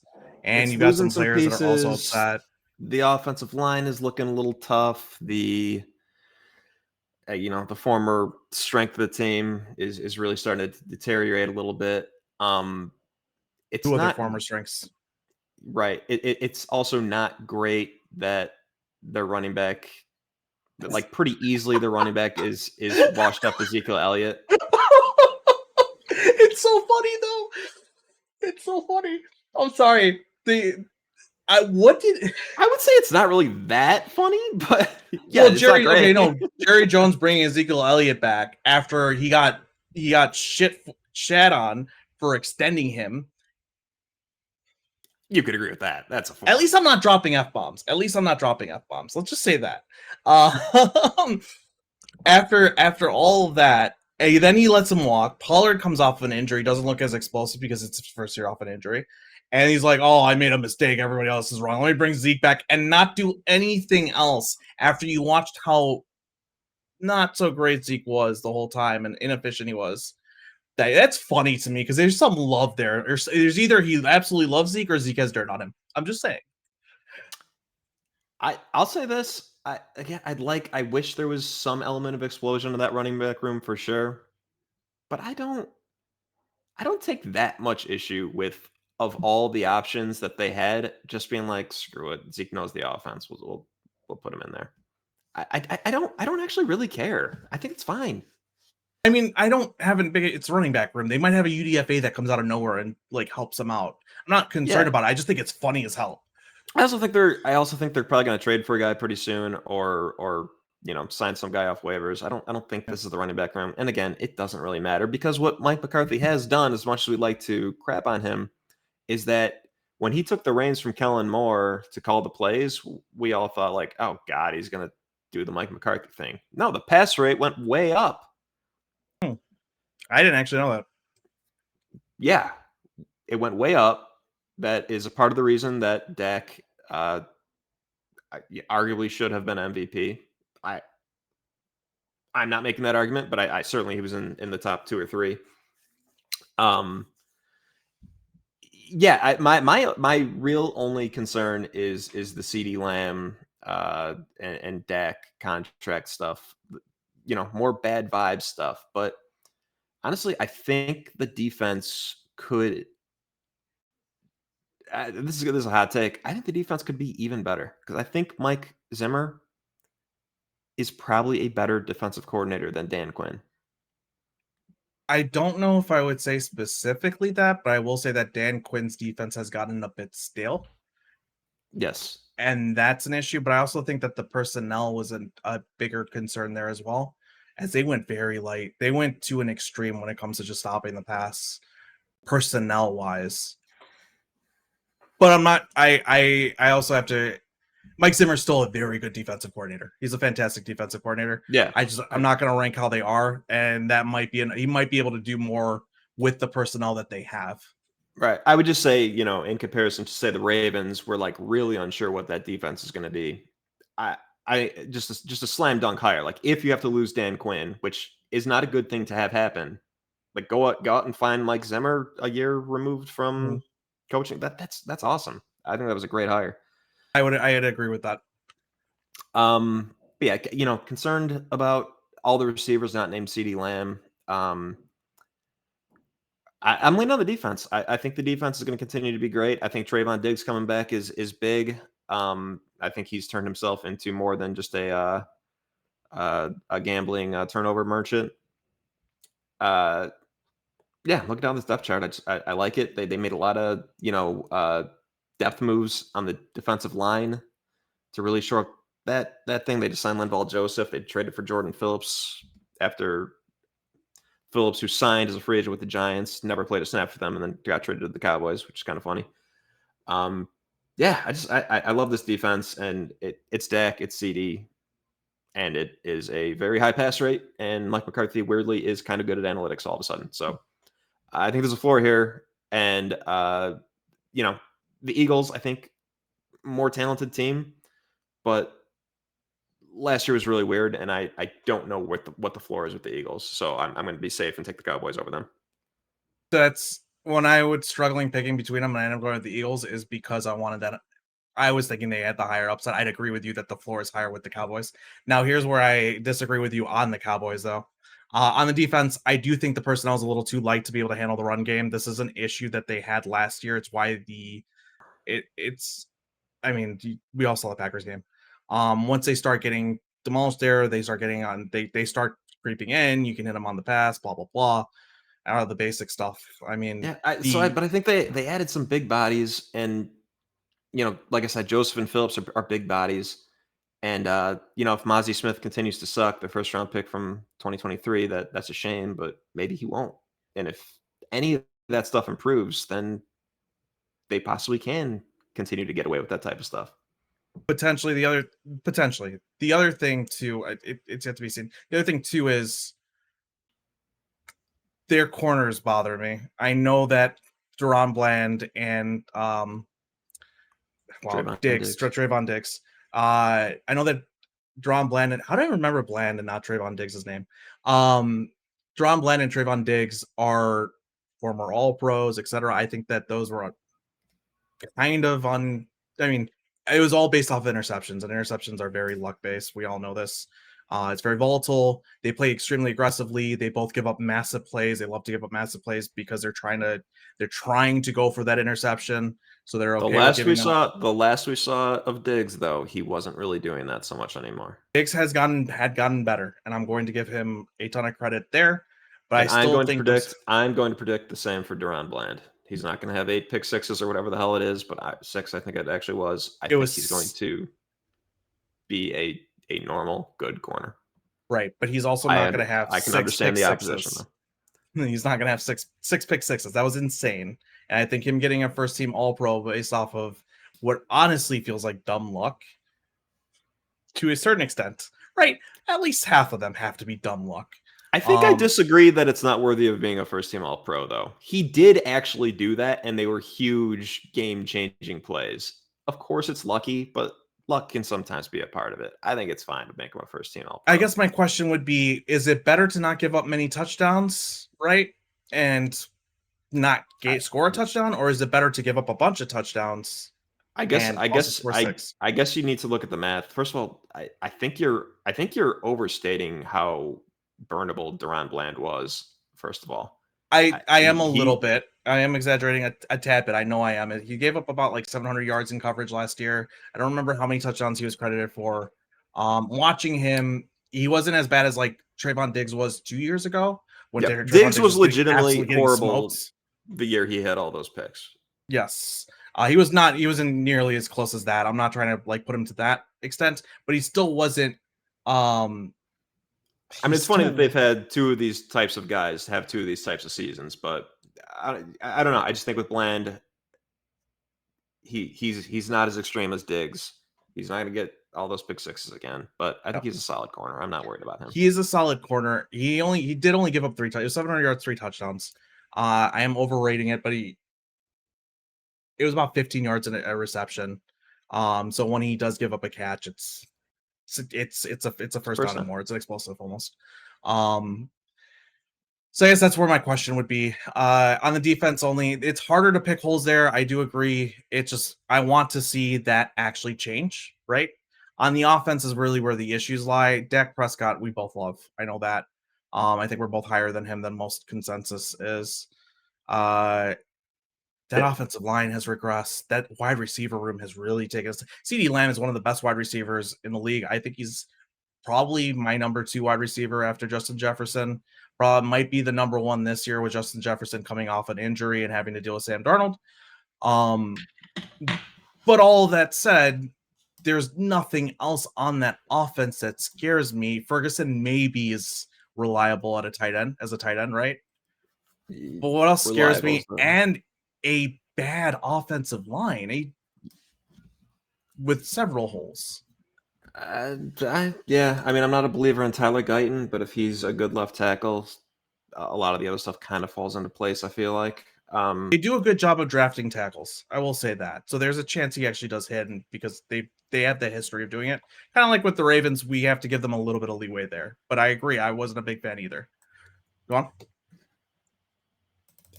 No, I really want to keep these short and sweet. So Okay. that's my pick. Cool. I would you say know what? that. Fuck. Go. I'm sorry. I do want to add, because I did look this up. Dak is a pretty good pressure to sack guy. I think he could handle a bad offensive line better than if a lesser quarterback at that skill He elevates his had offensive to line. deal You're with right. that. So He does elevate. that is another reason that I'm not so worried. And I did flip. I had the Eagles for a while and I flipped to the Cowboys. But yeah, go ahead, do your next team. So obviously I'm taking the Eagles here. Why I'm concerned with them is where I'm going to start off with again. Because now we're getting to a point where I've got to mention what I'm scared of with picking them. Jalen Hurts, I feel like, was appointed an elite court. Even at the time, I had kind of said this. I'm like, he's up there, but he's not elite. He's probably maybe close to top 10. Jalen Hurts was appointed an elite quarterback a little too prematurely. I love AJ Brown. I love Devonta Smith. I think those are fantastic weapons. The Saquon Barkley ad. We didn't even talk. Oh no, we did. The Saquon Barkley ad. Weird. I'm excited for it. Like, I feel like it could be explosive, but I was telling you recently, I'm still kind of low on him. I don't know how much more of that explosion's left. They've never really had a running game outside of Jalen Hurts that was really explosive or real. They've never had a running back that was real. But I also go back to, well, it's usually your offensive line. And yes, while they have an elite offense, they've had an elite offensive line. One, they've lost Kelsey. It's hard to replace an All-Pro, future Hall of Famer on the offensive line. And then two, your running game should be more reliant on your offensive line than it is, and some scheme too, than it is on your running backs. So whereas Saquon's a very much so, it's either an explosive run or nothing, right? He's an all or nothing kind of running back. So I go there and I look at it and I'm like, well, okay, if these guys couldn't really do much with the offensive line, Saquon's had multiple injuries. I don't think he looked as explosive last year as he did previously. Is that really that big of a, are people overrating this as an ad? Running backs have short careers. Not a lot of them last as long as like Christian McCaffrey has. So especially explosive ones. So that's where I kind of sit there and I hesitate. That said, though, your wide receivers and that offensive line sets your floor very high.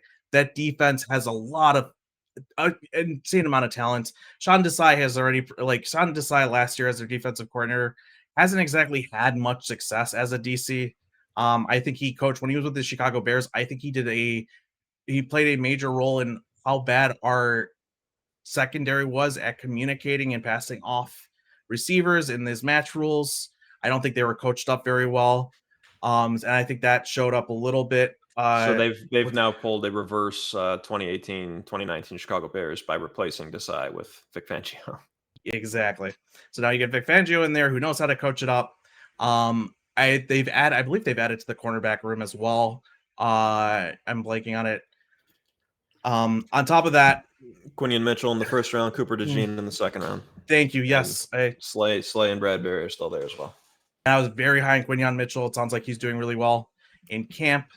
On top of that, their defensive line was a lot better than it should have been last year. I really do think they quit on the team specifically because Matt Patricia, and we've seen the Detroit Lions and what Matt Patricia did there.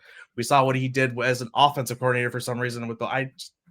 I think a lot of that was coaching, essentially, is where I'm going. The only issue I see on their defense is their linebackers. They do not have a very good linebacker room, which scares me in today's NFL. I know we've previously talked about linebackers being low value. I think they're becoming more important now as the league starts to shift back, right, and swing back and evolve. So those are my concerns, and what I also think is good. So yeah, I think the roster is outstanding. For me, the reason I pass on them, it is 75% vibes. They don't really seem to respect Nick Sirianni at all. which is bizarre because I feel like 2 years ago people were saying Nick Sirianni possibly top 5 coach in the league, but then his offensive prowess got totally exposed without Shane Steichen, who it turns out it was him all along. Some So now people would have Brian, told you that. Some people would have told you that earlier on. yes, but it became obvious when Steichen continued to succeed with the Colts and the Eagles went. What are you talking about? I was always high on Shane Steichen. The moment I know you were, but you didn't know that Sirianni was a fraud. I didn't know that Sirianni was a fraud, but I wasn't accrediting the off. I was thinking he was more of a head coach. I never accredited the offense to him. I think any reasonable person would have thought that they were doing this in tandem. Let's continue. It's just gonna. We'll have this offline. They have the same background. They're both from the Chargers. There'd be no reason for me to have thought that it was Steichen doing it by himself. From my understanding, even remembering back then, he had handed off the responsibility almost completely, if I remember reading correctly, when he realized that they were struggling. And so I always attributed it to him being a good coach, like head coach, and managing his personnel and delegating correctly, and not the offense itself. He just knew to pivot and take that responsibility off of himself. That's how I saw it. I might be misremembering. I do that a lot. So I'll give you some props. I can't imagine that I can't imagine that at the very least. I can't imagine that you thought that I know for a fact that I love Sirianni was not involved. Yeah, I will say I know for a fact that I love Shane Steichen, and when the Colts hired him, and then when they drafted Anthony Richardson, I was like, holy shit, this is the guy that gets the most out of it, right? Like I knew that he was a big part of it. How much I felt about Sirianni, I don't remember. So just to continue, I don't dislike Kellen Moore. I think some people do. I really don't love him with Jalen Hurts here. I don't think Jalen Hurts is accurate enough to do a lot of what Kellen Moore does. I'm gonna make a point there real quick. Not my point. It's not something that I thought of. I'm taking this from like Robert Mays and all of them. Kellen Moore, I think specifically was looked at and brought in because they had so many issues with the blitz and how they handled the blitz. And Kellen Moore typically does a good job of giving you outlets, giving you an idea of how to handle it. Let that be hot reads / adjustments, etc. Set adjustments. So that is, I think, specifically why they brought him in, as they were having major issues handling teams with they had no answers to the blitz at all. No, just throwing that out there as a mean, point. it can't be worse than last year. That's for sure. I wish they would have. I wish they would have aimed higher. I don't know, stolen Shane Steichen's quarterback coach, whoever that is for Indy. I would have tried to get the Steichen shine back instead of going way off the board. Is it not Zach Taylor? Who is the OC for? Shoot, he used to be the man. I'm blanking here. He was under Bobby Slowick last year, I want to say. Zach Robinson. You keep thinking about this. I'm going to wrap up my thoughts. I think there's been some whiffs in their draft picks. I think Jalen Carter is going to be great, but he did slow down a lot in the second half. I'm not too worried about that. I do think Jordan Davis is a bust, and I never really understood taking him that high when they did, and I don't think he's very good. These are all nitpicks. This is mostly vibes. Also, they lost Jason Kelce, and we'll see what that does. That's not great. You definitely don't want to lose Jason Kelce. It was Zach Robinson that I was thinking of. They should have just taken him. Now he's the offensive coordinator with the Falcons. I would have done my best to offer him significantly more. Wait, where was Zach Robinson before? I thought he was Zach with the Rams. Robinson. Give me a second. Let me double check. I've got so many windows open that I can't do things fast. I'll look this up after I quickly make this point. I lost my train of thought. Holy cow. Talk for a second. Take up spare time. Yes, I am going to take up some airtime by making my next pick. I'm going to go with the Miami Dolphins. I think I want some diversity in my portfolio. If the Bills are going to fall off, I want to have my bases covered with the other two teams that could replace them. I'm not saying the Bills are going to fall off, but I am happy to double dip with the AFC East. Um, Not a ton to say. I like that they stole the Ravens' defensive coordinator or outside linebacking coach to hopefully get a little bit of Mike McDonald shine. Um, Looking at the roster to try to whip together literally anything to say. Offensive line, again, a concern after it was actually finally decent last year because they lost Robert Hunt and Connor Williams. Now they've replaced them with two subpar players. Don't love that. But regular season wins has not been a question with Miami. I have the utmost confidence in Mike McDonald to put together a great offense. And again, we are not allowed to say anything other than Tua Tagovailoa is an awesome quarterback. So gonna say that. Offense, Tyreek, I would not be surprised if this is the year that he loses the slightest half step. Even if he does that, he's still the fastest actual wide receiver in the league. So not worried about Until that. I see it, I'm done even thinking about it. Until I see him lose his step, I'm just not Yeah. gonna. And then just a fan of what they did in the secondary. They had a Jordan Poyer who's a little old, but he's still really solid safety. Cut Xavier Howard, which I don't know how he dropped off so much, but then they added Kendall Fuller, so great. And They then also switched really, coordinators. really, I already hit that. And then hit the edge rushers really hard as well, which like their defensive downfall last year was that all their edge rushers got hurt. Jalen Phillips and Bradley Chubb. They ended up starting like Melvin Ingram and some other guy and probably Van Ginkel. I don't know. In the playoffs, and that was no good. Drafted Chop Robinson in the first round. That was a little off the board, but I like Chop Robinson. Chubb's on pup, but he'll be back at some point. Jalen Phillips is back. Yeah, I just like. I think this is one of the more talented rosters in the league. It just seems like it falls apart each of the last couple of years. But I don't know. I think this is the right spot to bet on it not falling apart at the end of the year.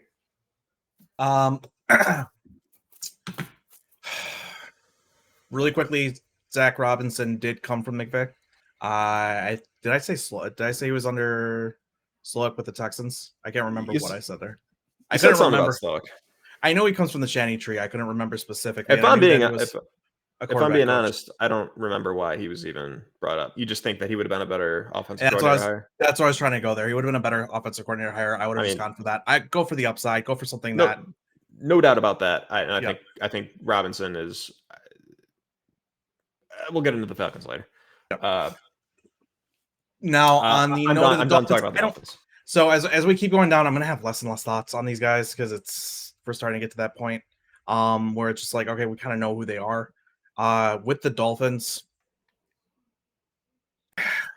the weapons are great, right? Explosive as all hell. They just have an issue when you play bully ball with them. There's a lot more to it. I'm not gonna get into scheme and stuff like that. And what teams were doing, but you got to get them off their step. You got to play some bully ball with them. They're not made. People want to say they're not made for the winner because of it. I don't know how much of that is actually true. Like, I don't see why passing games decline in the winter and your speed slows down. It's going to be relative, right? I just think that they're not made for playoff football specifically because those teams their defenses are much better, much more physical, while at the same time they have the athletic upside to keep up with these guys with that physicality. So I really think that's what it is. The hard part with the Dolphins is like it's Tua. Sorry, Tua. I know you said we shouldn't say anything about Tua. If Tua comes after me, they can come after me all they want. I disavow this. I disavow all of this. This is horrifying. People want to talk about it. Oh, he's a good processor. You look how quickly he gets this out. He gets it out quickly because he's just guessing. If he sees the guy off his spot, you get the guy off his spot, break his rhythm. He has issues. I think that okay. I think that actually is a little harsh. Like dropping the facade here. He's just guessing. Come on. Not guessing. He's going to where he thinks he's going to his first read because he believes that that's going to be open. It's sort of like what people say with Purdy, except I think Purdy actually does read a defense decently. He's going to his first read. He's going to he knows that they're going to be there. You take his first read off their spot. You do something to disrupt his timing, and he does not know how to handle that. He doesn't have the ability to. It's as if he doesn't have the ability to move on from there, if that makes sense. He kind of short circuits a bit. And the issue is his first read is usually either Waddle or Tyreek Hill, and they're typically wide ass open. Yeah. I want you That's to it. make your next. I want you to make your next pick. I'm just going to sum it up by saying, little concerned they got worse in both trenches, but I trust Mike McDaniel. I think I That's the said other his thing name wrong the first too. time. I trust him. I trust him. I trust him to figure it out. I hear you, but the offensive line was already piss poor and relied on the fact that's another part of it. Relied on the fact that Tua was getting the ball out quick and couldn't get to his next read, right? Before the rush gets there. Like that offensive line has been very much so helped by scheme. You're making it even worse. That's a scary thought. Just a lot of concerns there, but they have so much high end talent that it's hard to also argue. Oh man. Is it time? Are we? Is it? I think it is.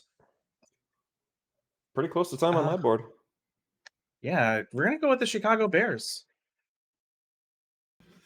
As I looked up at my board, I'm like, shit, it is actually time. I get them. Let's go. Man, we've talked about the Bears all the time. Do we really need to get any details? This is a Chicago Bears podcast, but like, no. I really think we need to save time. There's nothing to say here. I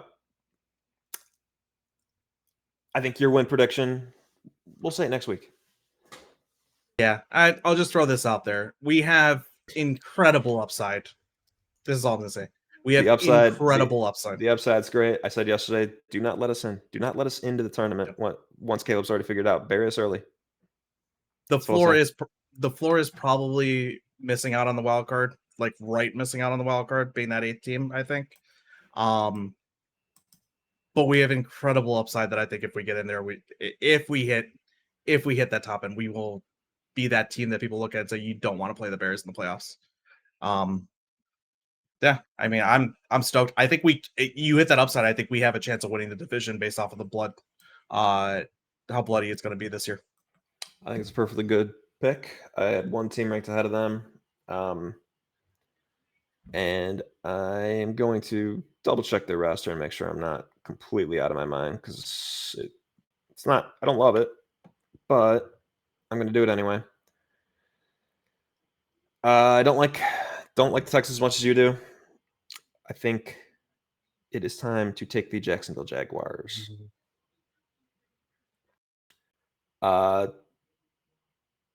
This is almost entirely a bet on Trevor Lawrence. He's good. At some point, he's going to show it all year. They were 8-3 last year when Trevor Lawrence got hurt. They're being slept on a little bit, I think. They're a legitimate good team or a legitimate winning football team when Trevor Lawrence has played this last couple of years. Added Eric Armstead. I like that on the defensive line. I'm literally looking over the roster. I mean, the receiver room is scary. I don't know that I trust Brian Thomas Jr. To be great in his first year. Like there's upside there for sure, but I think ultimately he might end up just kind of like a DJ Chark type guy. But we'll see. There's at least some upside added to the receiver room. Yeah, I think Darnell Savage was a nice little addition in the secondary. That's all I got to say about that. I don't have big Jaguars thoughts. I think they're the team most poised, and there's another candidate as well, but I think they're the team most poised if the Texans fall off. Give me the team led by the really good quarterback. So just so you know, I had them going 9-8. They're probably one of the first teams that don't make the playoffs on my thing. So With we're the in the neighborhood for sure. yeah, with the Jags, my only thought, real quick, I want to touch on here is Trevor Lawrence. I agree with you. I think he is being slept on a bit. He was probably an MVP candidate before he had that high ankle sprain. I don't think people understand how painful a high ankle sprain is and how hard it is to play on. Trust me, as somebody who suffered several of them when he played, to the point now where I've been told that my ligaments are like rubber bands, that when I roll my ankle, I essentially don't feel it. I can just keep going because they're so stretched out, but I have very little flexibility because of it. Um, Rant aside, it is very hard to play. And as a quarterback, you need your feet, you need your platform. I think that affected him quite a bit. It takes a while for that to heal. People are sleeping on him so damn hard, and it bugs me. I don't think he's ever going to be elite, but is he probably as good as Dak Prescott, if not maybe slightly better? Yeah. He has the potential to be, and that's with me I think he being might high on be. Dak. I don't know Yeah, that I'm going to predict it, but I would say do put a couple bucks on Trevor Lawrence for MVP this year. yeah. I think it would be irresponsible not to take the flyer at his odds. I think I've already have as well. Other than that, though, I think you hit on everything. I agree with everything else you hit on. It's the offensive line is okay. Um, We Adam, I don't mean to do we're not this. going to touch on. We don't have it. We do not need to do this. Just quickly, the weapons scare me. I agree with you there. That's all I was going to say. Although I think your Brian Thomas Jr. Analysis, I think he could. I think he could be better than expected. That's all. I have a few wide receivers I'm very high on from this class that aren't those top three, and he's one of them. With Thomas, it is Like Chark, really? he's the guy in this room that could. Chark used to be very good, not very good. Chark used to be good. He has a 1,000-yard season under his belt, I think. I But agree, I but worry that he's just kind of a straight line-ish vertical threat, which is very valuable, but it's not, a number one type guy. I would see him as a DK Metcalf comp. I think that comp is very much so So there. that's the spectrum that you run. I'm not going to bank on that. That's a bit of an outlier, but for sure he could be. Just a little nervous. If he is that, then they are going to win the division, in my opinion. Also, much easier schedule than the Texans. So it's my pick, and I'm going to go ahead and pick the Indianapolis Colts. This is very much a bet on. Well, first off, I've already talked about how much I love Shane Steichen. It's also a bet on Anthony Richardson. We got into a little bit of a spat with some other Bears Twitter handle that chat on Anthony Richardson recently. I essentially tried to compare him to Justin Fields. I don't want to get into too many details. Their issues are nowhere near the same, and that bugged the hell out of me when I saw it. He's still very much so wait and see quarterback. We've talked about this a couple times personally. What we mean there is like we still need to see him fix the problems that he has, but they're fixable. And they're not there. He has a feel for the game. I think we would agree there. He processes he seems for the amount of snaps that he has in his career as a quarterback, dating back to even high school, he seems to process the game really well for how little experience he has. Yes, he has some. In my opinion, he has a lot of the same issues that Josh Allen had coming into the league.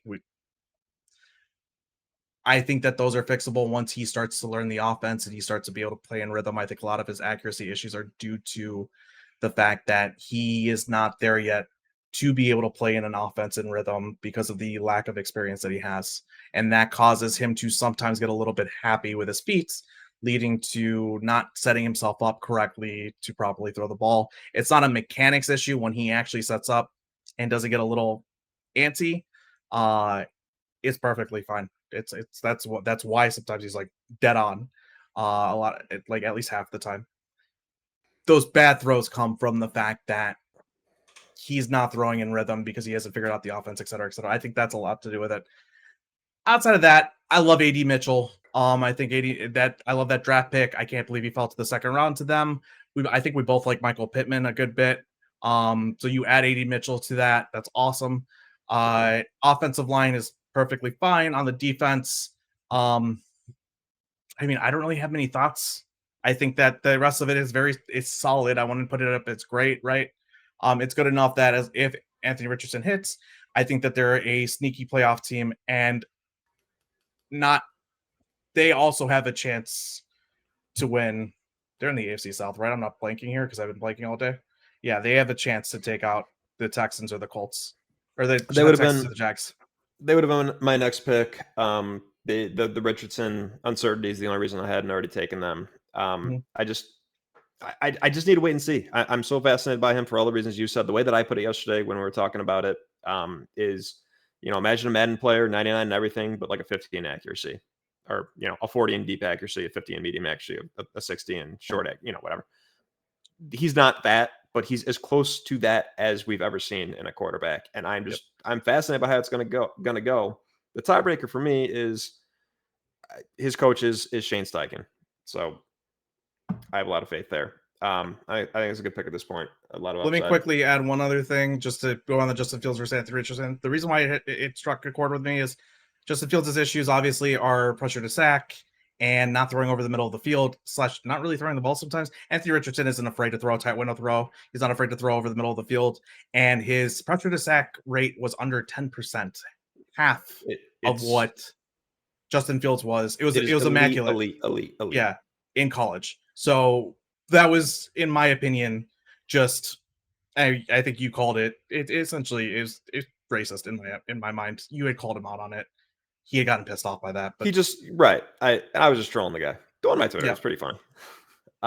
But yeah, he two fast black quarterbacks doesn't make them the same. yeah. I'm going to move on here. I'm going to steal one of yours, I think, just to try to get a little more upside and go with the Arizona Cardinals. I probably wouldn't have taken them for a while, but I do like the upside there. They're close enough to the top of my board, and I'm going to make you take the Falcons because I just don't want them. I want to make a quick point real fast that pisses me off about this with the Cardinals. How long have I been on the Cardinals for, do you think? All off season. Probably back to the draft, before the draft, right? Where I was like, I like what Monty Osfort's doing. Yeah. More recently, it's become the hipster pick that all the other football nerds are picking now too. And Athletic, Ringer, all the guys. And Shil Kapadia calls it his term, because I know you don't listen to them.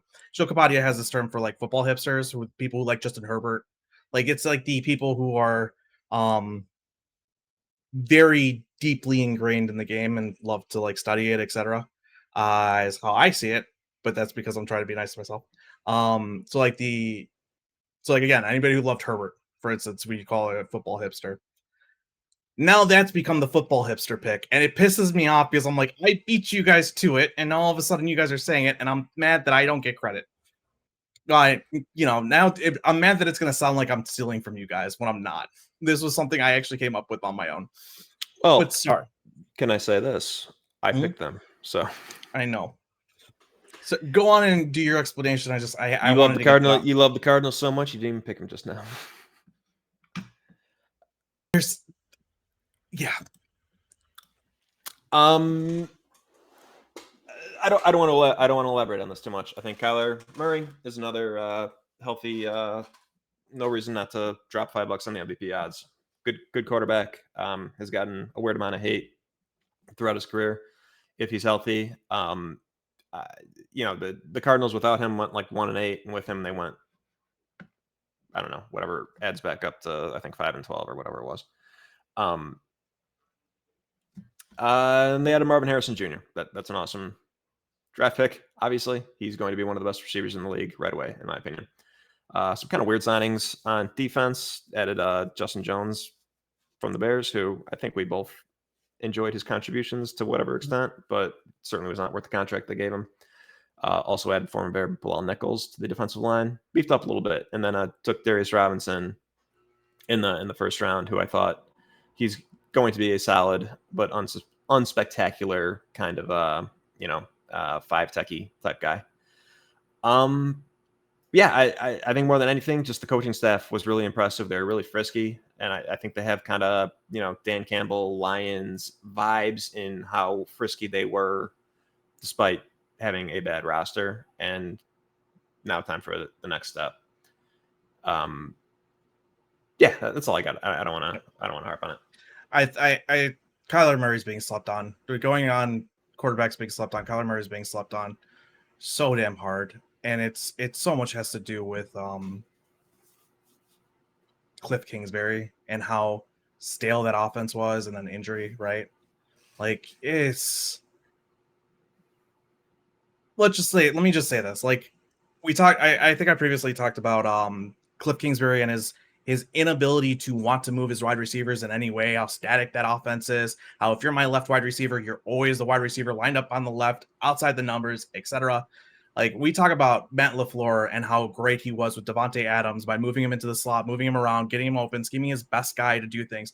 That is the opposite of what Cliff Kingsbury does, and we're going to see it. I think Commies fans are starting to notice that in the preseason. We're starting to see snap counts and where people are aligned and how static that offense is. I think that all of that led to how we looked at Kyler Murray. On top of it, how poorly that roster was managed with their old GM. I didn't like him much at all. I think he really built shit when he was there. And Murray definitely. Oh, another one. I guess you don't like the word. You don't like shit, huh? Shit. It's just the way that it's used. All right. I think when there's another word that could get the point across just as well, I got to put you in the swear jar. And it's you're the one who said the swear jar. I know. I wouldn't be doing this if I just really wanted to drop my F bombs mostly. I think it was built poorly. And he suffered because of it. I think this new coaching staff can get the most out of him, and we'll see the Kyler Murray that was exciting like he was his first couple of years in the league. That's Petzing really was an impressive offensive coordinator. I had to look up his name like 5 weeks in to be like, damn, this guy's really making Josh Dobbs look great. And Gannon runs a good defense, man. For what they had, I agree with you. I'm very high on the coaching staff. This is why they're the hipster pick. So I'll go ahead. I'm torn between 3 teams. And I'm going to go ahead and just I hate doing this. I'm going to pick the Falcons.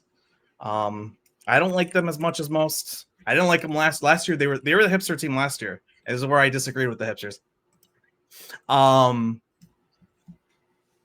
They do introduce Kirk Cousins. I think Michael Penix, if Kirk Cousins is an issue because of his Achilles, I think Michael Penix can step in fine. I know I was low on him in the draft. I was low on him in the draft because the issues he has aren't going to give you a high enough ceiling to want to pick him in the first round. A second or third round, perfectly fine. He can run an offense. He can make throws as long as you keep him clean. He just is not going to be able to handle muddy pockets. He doesn't handle muddy pockets well. As a starting NFL quarterback, if you want to be elite, you need to be able to handle muddy pockets, be able to throw off platform, be able to throw with muddy platforms. We've talked about Penix, but I think as bad of a pick as it was, I do kind of feel, I just get the feeling it's going to work. I don't know. I just, there's something about the way he attacks the field that I just like.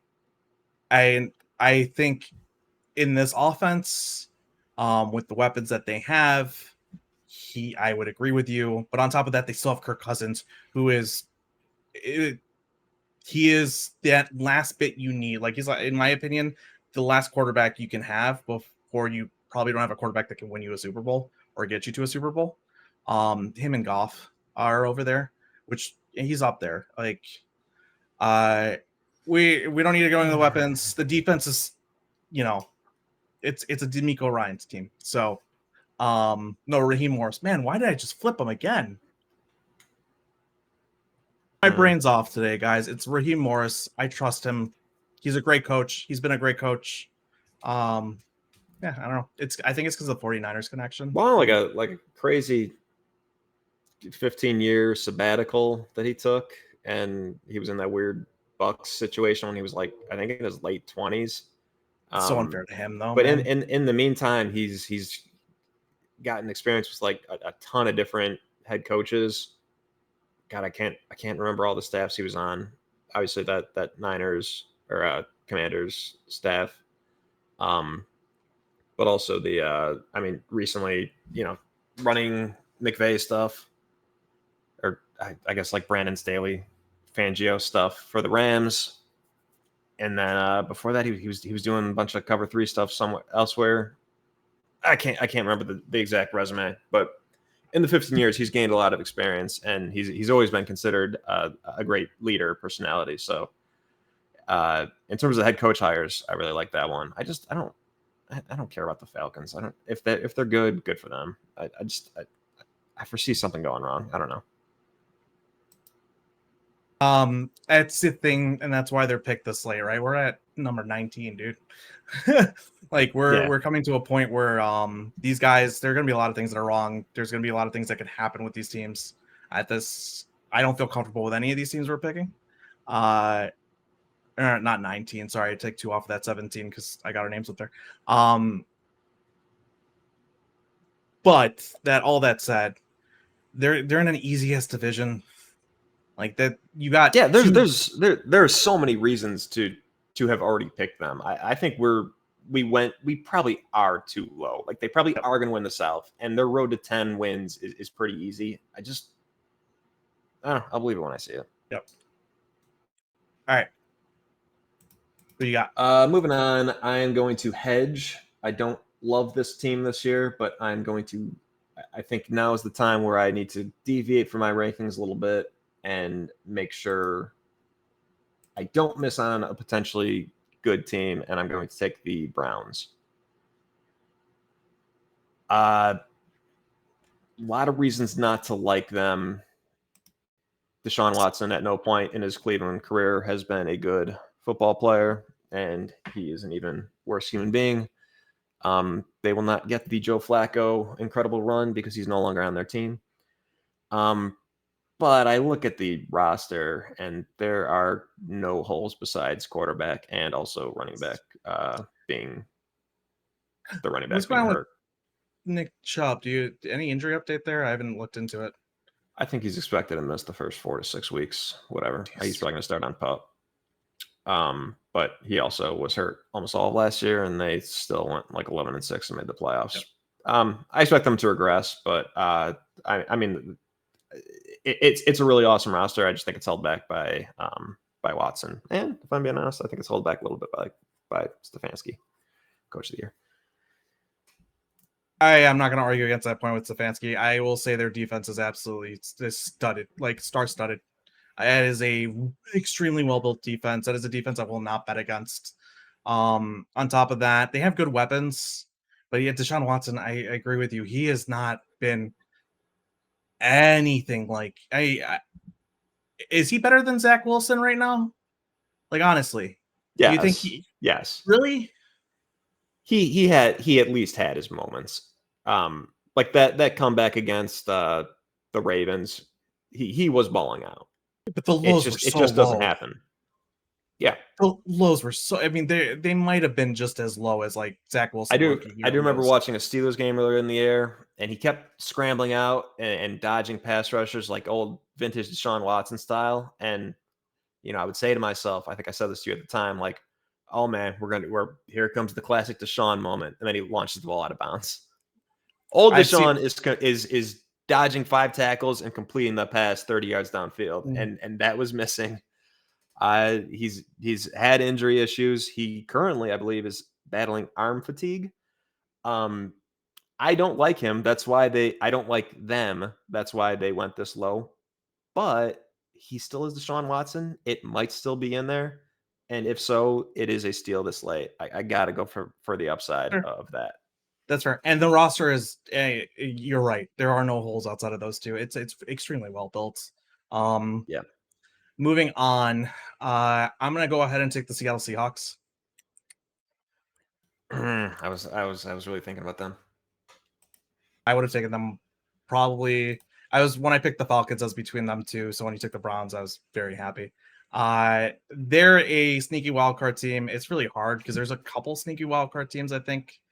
Between the NFC North and the NFC West, there are a few teams I would like to bet on, and that's too many teams to make a wild card. So that's why I think this is going to be a pretty fun race at the end of the season. Geno Smith, DK Metcalf, even Tyler Lockett, as old as he's gotten, has still been doing very well. JSN, second year. Hopefully the tackle play goes back to what it looked like when both of them were rookies. And then their I mean, you've got, I don't know how fast the defense is going to improve because it's going to take a bit of coaching and reps for them to get there. But you do have McDonald running that, and you basically bring that. McDonald with Devin Witherspoon to play with is a lot of fun to me. And oh my God, that's going to be great. Yeah, that's it. I mean, I don't, and much lots outside of that. I think they could get there. It's also just, it's a very difficult division again. Gonna keep saying that. There's some really bad divisions this year, I feel like, in football, and some really good divisions in football. It feels like that's parsed out, like split up. Yeah. Not much to add, except I think this is the lowest floor team that has been taken so far, because I do feel like the bottom could fall out of Geno at any point just because of his age and the fact that, the high end play, there's only been 2 years of it, really. Not the Cardinals. Maybe the Cardinals. I mean, I have the Seahawks and Cardinals ranked right next to each other. Yeah, they're close on my. It was a coin flip. It just really is. And then also, like, Ryan Grubb as offensive coordinator, coming straight from college, it's a little risky. It could be beautiful, like Washington Huskies were, or it could be a college coordinator being in the NFL, which usually goes poorly. Yeah, but there's definitely a ceiling, and it's based on McDonald being good right away, and I think there's a really good chance of McDonald being a really good head coach. Do I do the thing I said I was going to do? Yeah, I'm going to take the Chargers. Well, that would be my next pick. Yeah. I think that's the first time you've stolen a pick from me in a bit now, which makes me mad. Go ahead. Why the Chargers? Their lack of weapons. It's faith in Jim Harbaugh. Faith in Jim Harbaugh. More than anything. I mean, not that much faith. This is the 20th team that's been picked so far. But it's faith in Jim Harbaugh. It is an easy schedule. They have 4 layups, theoretically, with the Raiders and Broncos in their division. And they're playing, I think, a last place schedule. Yeah. Of course. Herbert. So, there's a bit of a litmus test here where I said, bet on Trevor Lawrence, bet on Kyler Murray. Of course, bet on Justin Herbert. Hard to do with DJ Chark, Josh Palmer, Quentin Johnson as your 3 top outside receivers. I do love Ladd McConkey in the slot, though. They're going to run. They're probably going to be efficient running because they did build up that offensive line pretty nice. They look pretty good. They've looked good running the ball in the preseason. And Greg Roman, for all of his faults, can scheme up a run game pretty well. So I think they're going to move. And yeah, I don't think it's hard to envision, just in classic Jim Harbaugh style, this team ground and pounding their way to 10-7. Don't see it happening. And then, defensively, they've still got a lot of talent, regressing age-wise a little bit, but it's still a pretty talented defense.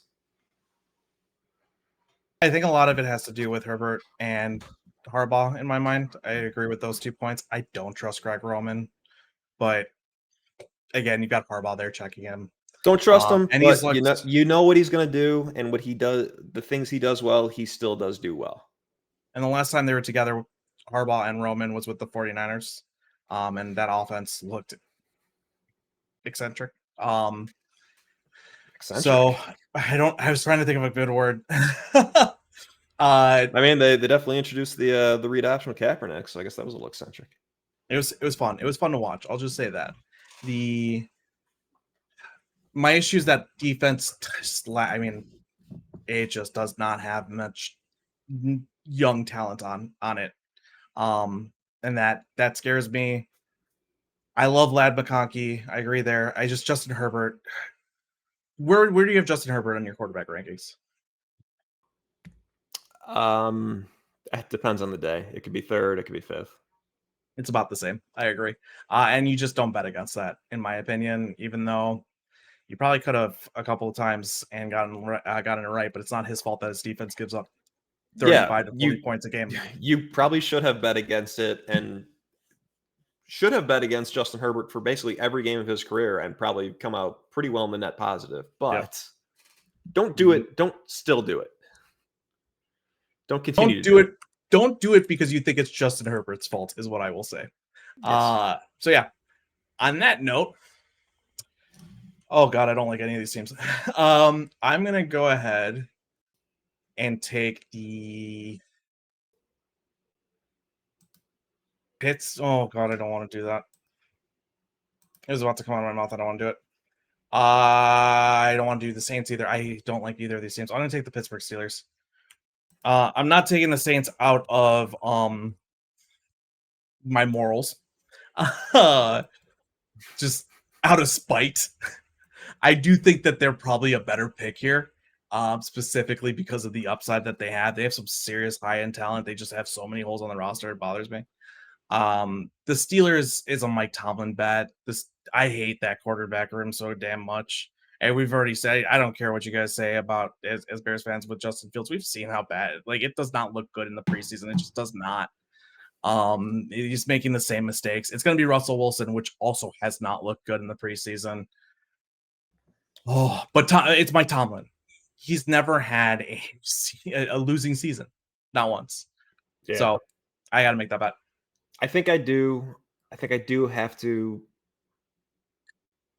Oh, man, I think I do have to officially predict that this will finally be the season. But I made the bet already on DraftKings. So yeah, ooh, it feels icky. It feels wrong to do. He's an incredible head coach with warts.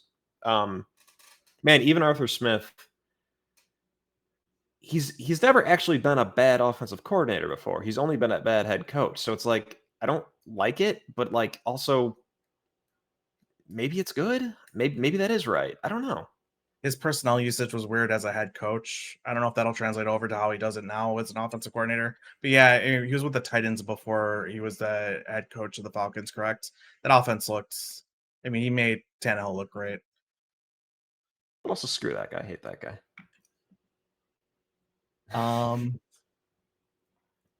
No, the one thing that I will say though is that offense is not, even with him, I don't know what the hell they're gonna do. Let's move on. Let's take the next pick. I don't want to linger on it. Yeah, I feel bad.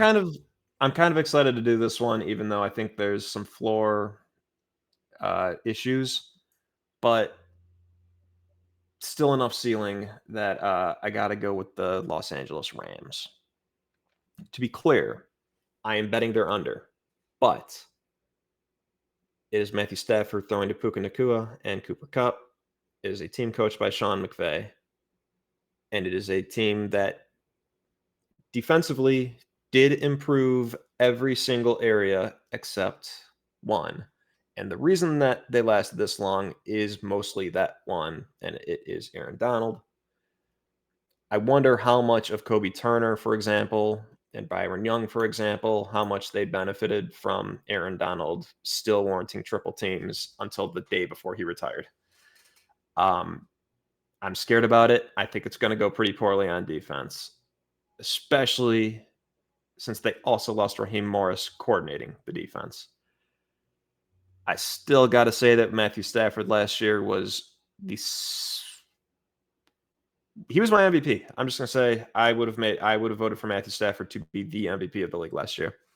There were a few quarterbacks that honestly were playing out of there. Like Dak goes up there. We've already mentioned it. Stafford. There were a couple of guys that I feel like were well deserving of it. Lamar was too, winning it. I don't think it was. Like splitting hairs, but like I don't really understand how we looked at the entirety of the NFL last year and settled on Lamar. I don't really get it. Him winning it though is less egregious than when Aaron Rodgers won it last. That was not That should not have gone to Rodgers Rodgers that over year. Brady year was really bad. Yeah.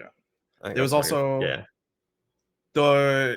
that was it Rodgers over? Oh, figure it out later. Rodgers But won yeah, 2 in a row, but the one that he won it was the over second one. Brady was really bad, and Yes, it that was was the Brady. second one. Yes, you're right. It was over Brady because Brady was making up for such a lack of talent around him with the Yeah, offensive line he had like injuries. 150 more attempts or something Yeah, like that. Like Rodgers had something like 32 touchdowns and like 3 interceptions, and Brady had like 43 touchdowns and 11 interceptions, and it was just like, well, touchdown interception ratio means Aaron Rodgers wins. Like, no, dude, Brady was the entire offense. agree. He was literally getting the ball in 2.3 seconds, but still being like an actual quarterback doing that, not like when Tua does it, right? Because his offensive line was so jacked up, he had no time. He was lifting so much. That year really bothers me. But let's go on. Let's continue. Anyway, yeah, just to close out on the Rams. So that's it. It's this late in the draft. It is a bet on Stafford and 2 pretty elite weapons, and I think probably the second best head coach in the league, in my opinion. Defensively, like I said, but they did make additions basically everywhere else that they were weak. They added Tre'Davious White and Darius Williams at corner. They added Cameron Curl at safety. They drafted Jared Verse, which I thought was a really nice pick at that spot. Added Braden Fiske or Fisk. I don't know how you pronounce it. But yeah, it's just Brandon the Donald Fisk? factor. I got to assume Braden. Is it Brandon? Oh my god. Yes. But yeah, at this point, I got to chase the upside. I don't think the downside is so low. This is going to be disastrous for me. I think 6 wins would not surprise me at all, but neither would 10 wins. Fisk and shoot, why am I blanking on the edge now that you literally just said the name of? Jared Verse. Jared Verse. Sorry, Fisk and Verse coming in together. What a cute little story. The other thing too is you mentioned Fisk and you mentioned Verse and Chop Robinson earlier. I do like both of those picks for both of those teams. As you know, back in the first round, second round edge picks. As the defensive players all dropped so far that there really wasn't a defensive player taken in the first round where I was like, that was a bad pick. They're all good picks. Yeah. The only egregious one was what the Vikings gave up to draft their defensive player, but the player itself, good. Yeah. But yeah, my only other point, it feels dirty that McVay gets picked this late. That we're picking the Rams this late with McVay there. It feels wrong. Why I got to pick him. That's why I got to pick him. It feels wrong. All right, moving I've left you on. with a lot of shit. It literally shit. Does that one count? This is, I believe, each of our last pick. We are at 20. Yep, this is our last picks. Oh man, do I have? God.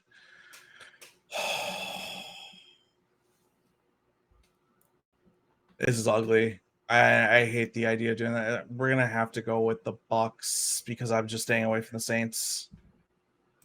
Oh, it's they showed it. If you don't necessarily love the Falcons, it's just an easy division too. So you get to play the Panthers twice, right? And I think the Panthers have improved. I don't think they've improved enough to really win yet. You get to play a Saints team that I just ugged about, and I had them at the same. So that's at least a split, right? On top of that, we saw it last year. They have enough, like Mike Evans, this goes back to it. With wide receivers, I typically predict regression, but when you're that good, like a Tyreek Hill and a Mike Evans, until I see it, I'm not betting against it. And yeah, sure. I don't know. The roster's still pretty good. They didn't lose a lot. They lost Carlton Davis. Really, what I think you're kind of worried about most of all is Baker regression, which is just seems inevitable, especially having taken away Canales as his coordinator. Yep. I think Leon Cohen was an okay hire in his place, but yeah, the roster it's the same as it has been. It's pretty good, and they had I mean, Grant Barton was a pretty nice first round pick too. I think he's going to be a really good center right away. Not that that's really moving the needle a whole lot, but he's good. Yeah, they have their offensive line does have a chance of swinging and improving quite dramatically, I think. Yeah, no, this is really a bet that they don't regress too much, but it is on the note of it being the same roster that concerns me more than anything. I don't like when teams just run it back and don't improve enough.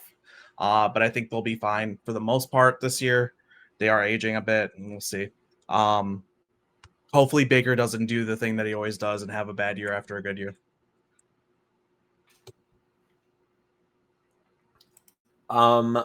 Okay, I'm overjoyed that you have 2 shares in the NFC South though, and I don't have any. But I believe it is time to change that. Or do I just take the Vikings? I contemplated it. I really did. Not gonna lie. Oh boy, this is tough. Where's my highest floor is what I'm asking myself.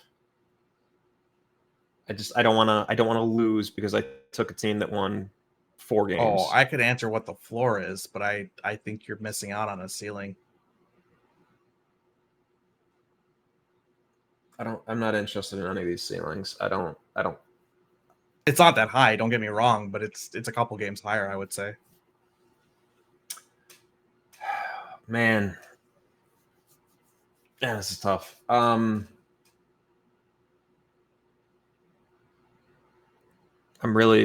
trying to do some math in my head here.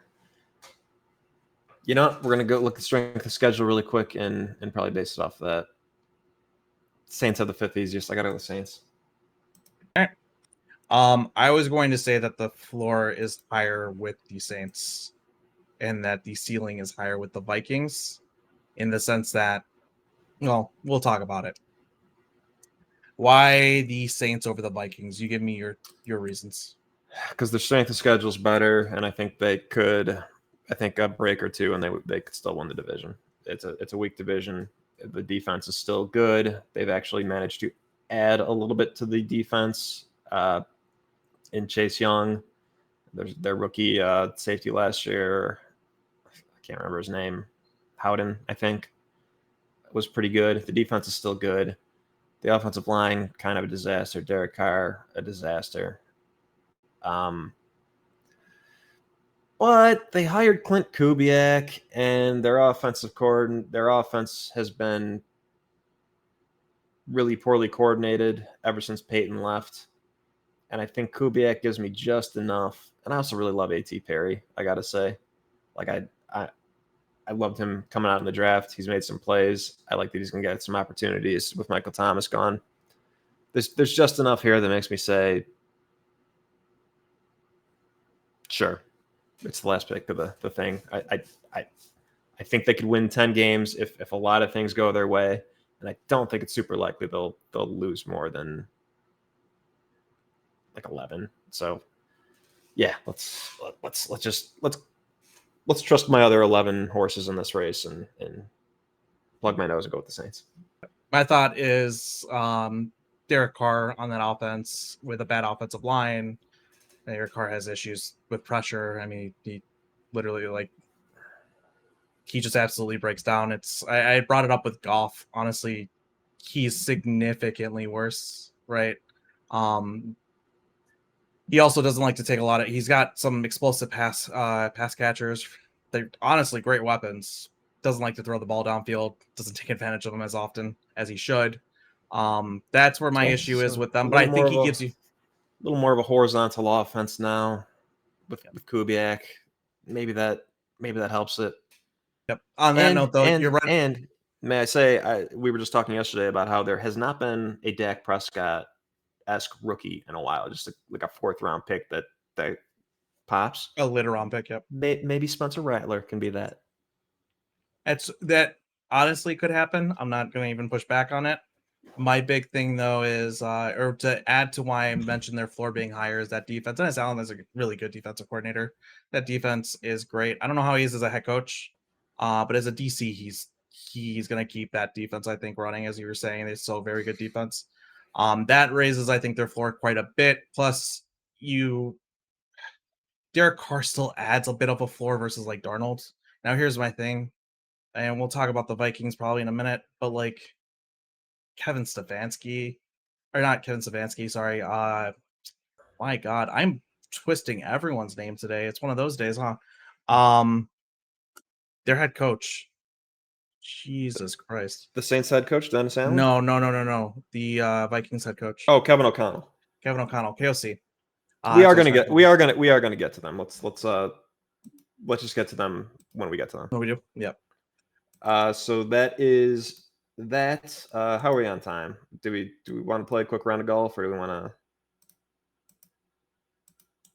I'm fine if you are. Yeah, let's keep going. Let's do the lost teams.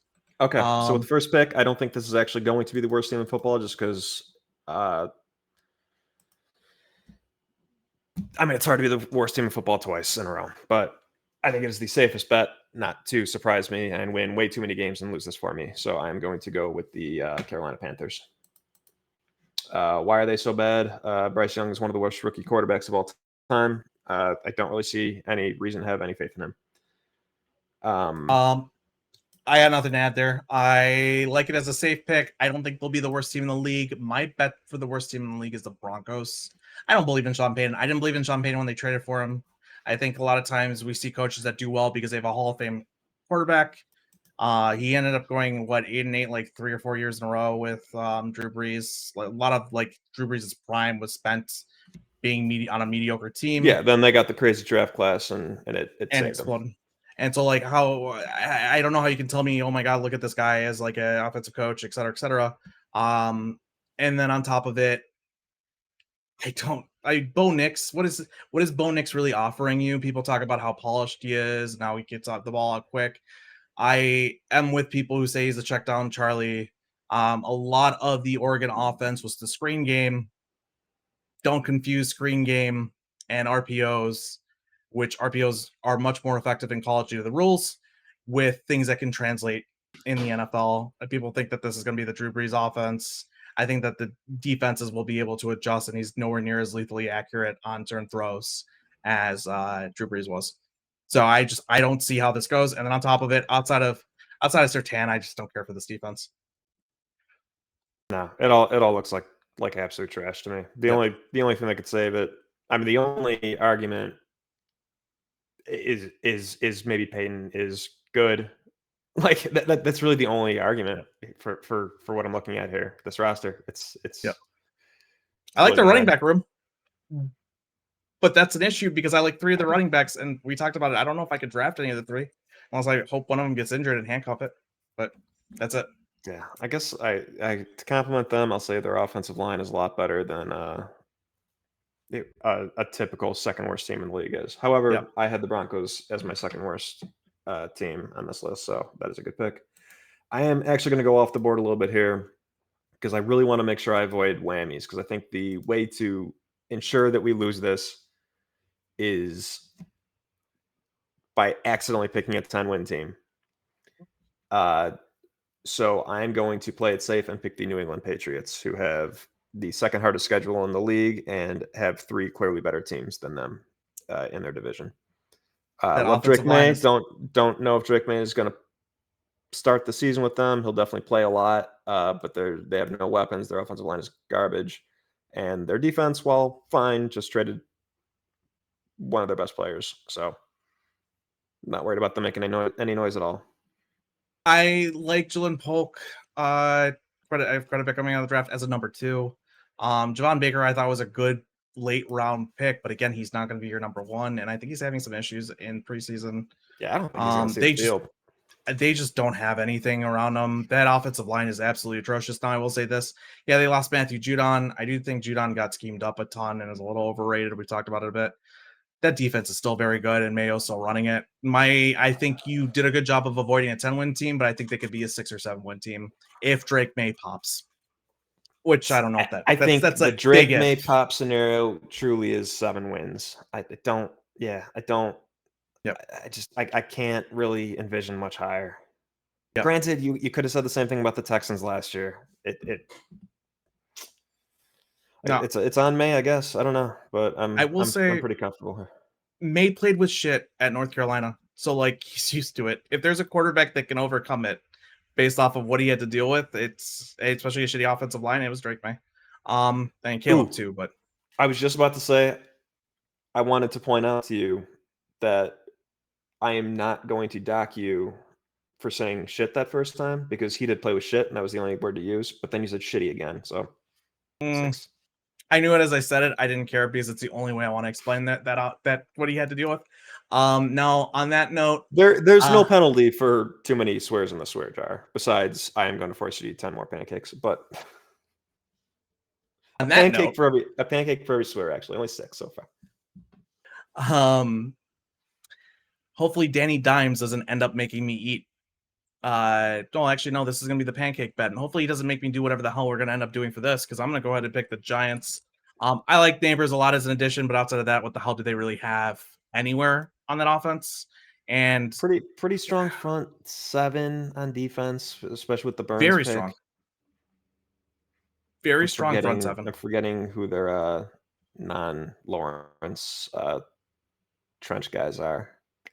I am blanking on them too. Oh, they have what's his name from the 2 drafts ago? The edge that they grabbed, Thibodeau No, the or Kayvon. Yeah. interior guys besides Oh, Lawrence. interior guys. Oh, I don't know. I don't know if there's They much still there, have but Dexter Lawrence though. everything else is really nice. Yeah. Yeah, that pass rush is gonna be Studley. I don't know if I was high on Thibodeau coming out, but I think he's a little overrated right now because of the sack production versus pressures. Still a very good front seven. That could screw me, but that offense, and I like Dabble a lot. It's gonna piss me off that Dabble gets fired, specifically because he was forced to be stuck with Danny Dimes because he Well, overperformed due to Dabble calling that offense that year. it might upset you, but if Waldron does so well that he becomes a head coach next year, it might be nice to have Devils a free agent. Fuck yeah, I will not be upset at all at that point. I'll be ecstatic. Yeah, I don't know. I liked them on Hard Knocks. I liked some of their vibes, but at the end of the day, it is a coming back from injury. Danny Dimes. Offensive line is still rough. Neighbors, I think, is going to be awesome right away. But man, the secondary is a big problem. This is the worst secondary in the league. Besides Neighbors, the weapons aren't there, and the quarterback's an issue. I think that's a good pick here. Can I ask you a quick question? I know we're running long, but if you know the Colts trade offer, knowing that you could have got an AD Mitchell and your pick a corner, would you have taken that trade to not get Neighbors? No. All right. That's right. Wait, where did the Colts pick? The Colts ended up getting the 16, I believe, right? The 18, something like that. Oh yeah, They had their a lot too. yeah. It was just the first and second for 6. No way. That's not enough. I was just saying you come away with your pick of the defensive player and AD Mitchell. Is AD Mitchell really that far away from Neighbors that it's not worth getting For me, absolutely. For me, absolutely, yes. It wouldn't have been worth getting like Terrion Arnold, Quinion Mitchell, any of those corners as well. Like those two don't. Okay. Neighbors makes up for those two guys. Got it. My answer's definitely no. Okay. I understand why one, especially analytically, would say otherwise, but my answer is no. You got to take my Neighbors, in my opinion. That's fair. Now it's my pick. I am. Wait, no, it is not. It is not your pick. No, wait, no, sorry. I just went. I was a Giants. Go on. All right, this is the last team I feel really, really good about taking, the Las Vegas Raiders.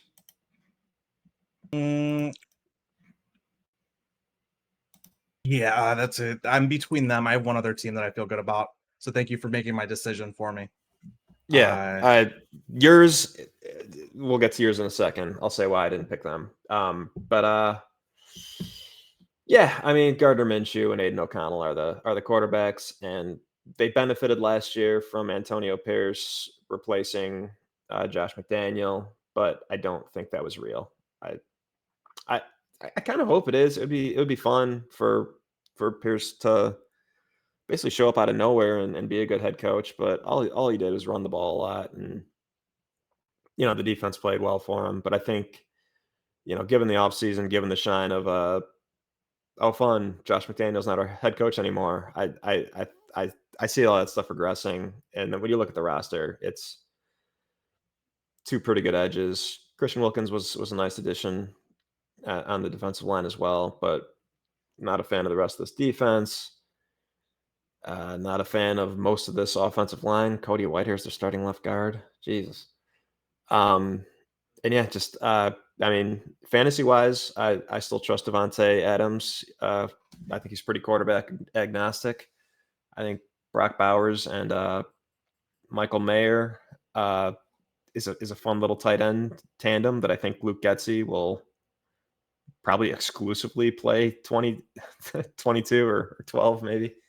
But yeah, there's nothing here. And also, Zamir White sucks. Just as far as running backs go, I'm not drafting him in fantasy. That guy sucks. I agree with everything you said. I also want to add Jacoby Myers as a number 2 wide receiver is a nice add. Nice player. We so advocated for the Bears to sign him last year before we knew that we were getting more. Yep.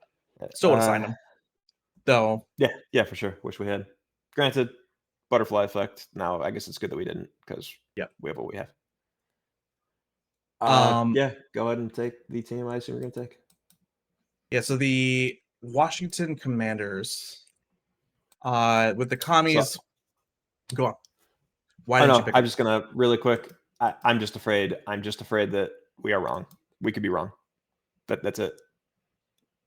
I've seen enough in preseason that I sort of agree with you that there's a chance that maybe he is just lethally accurate with his deep balls, and it's not about the wide receivers. Because my God, I've seen some throws and I'm like, God, that's pretty. That said, though, I'm not scared enough to take him over the Raiders, who I feel like with the weapons that they have could make Gardner Minshew look just like he looked like with the Colts, except you don't have Shane Steichen there. You have Luke Getsy, so it'll take a little less than that. Really Colts were almost a play. Raiders. Colts were literally almost a playoff team. I'm talking like 6 or 7 win Raiders team, right? You bet the under. You shared with me a parlay. You bet the under on the Raiders, and that was the only one that I had zero issue with. I hate the Raiders. Right. I do think that the commies, though, they lack weapons. It's McLaurin and what? On top of that, and they just sent Jahan Dotson over. I don't know why they're not trading for Ayuk. If they do end up for some reason doing it, I'm going to be screwed, I think. That's another possible whammy. Don't want that smoke. I don't like their offensive line much at all. In fact, I think this is just as bad of a situation as it is for Drake May, except I think Drake May can handle a bad situation, and I haven't seen Jaden Daniels handle a bad situation quite yet. So I don't know how that's going to look, and I'm going to fade a lot of preseason stuff, right? I'm excited about what I've seen from Caleb Williams, but I'm not going to sit here and be like, oh my God, I already saw it in college. And yes, we kind of saw it in college, but there were so many glaring holes with at LSU. You had two fantastic wide receivers. You had a great offensive line, a great offense, and you're still taking pressure to sack rate of 25 to 30%. Huge, yeah. So many unproductive plays. It is the absolute worst thing about him is that he take so many negative plays. Yeah, and you have a terrible offensive line in front of you and a static offense that doesn't give you a lot of answers and doesn't make it easy for you. Preseason's preseason's vanilla. It might work then. I don't see it working now. And I don't really care for this defense either. They've sold all their parts away. They haven't done much quite yet. I honestly think they're rebuilding. I can't. So it's got to be the commies over the Raiders, in my opinion. Whereas, like, the Raiders, I think, offer a higher floor.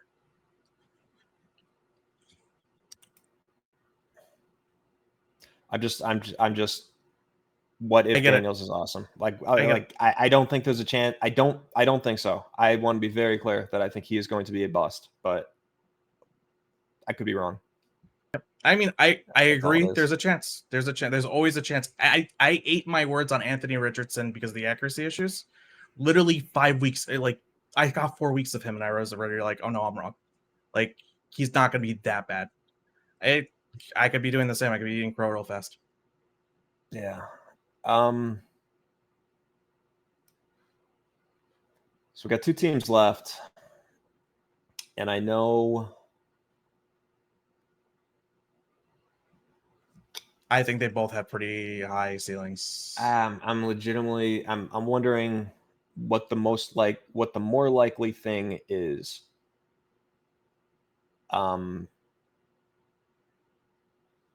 I know who I would pick. I think I am going to take. I don't want to confuse myself. I want to take the team that is more likely to be bad or less likely to be very good. And therefore, I'm going to take the Vikings. Thank you for I giving know me the that you Titans. were. I know that you were going to like that. And maybe overthinking it because I think we were really close, and maybe I should have just taken the team that is more likely to be bad. I think the Titans are more likely to be bad, but they're also more likely to surprise everyone and be really good.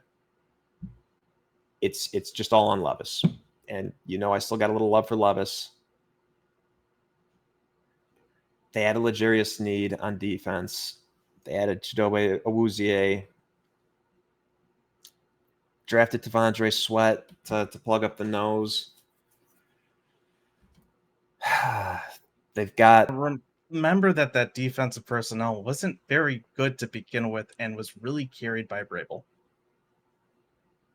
Like the year was a team of nobodies that they just added a couple people. We've now got a Mike McDonald staffer running the defense. Who's to say that that's going to be? Man, I'm losing my thoughts. It's been going on for a while. Just trust Who's me. to say that is necessarily a bad thing? I mean, Shane Bowman was their defensive coordinator last year. He's with the Giants now. I don't know shit about Shane Bowman, and I also don't know shit about this guy. I know he's from the Ravens. And that could be a good thing. Again, the idea is to avoid variance in the positive direction here for me. And I would say there are a lot of names. Like they have Jeffrey Simmons on the defensive line. Again, upgraded the cornerback room. Upgraded the weapons with Ridley, who I don't really like that much, but he's an upgrade. Tyler Boyd's a nice slot guy. And the offensive line, while still a little weak, is now coached by Bill Callahan, the benefit of nepotism here. And also, maybe Brian Callahan is good. I don't know. You never know.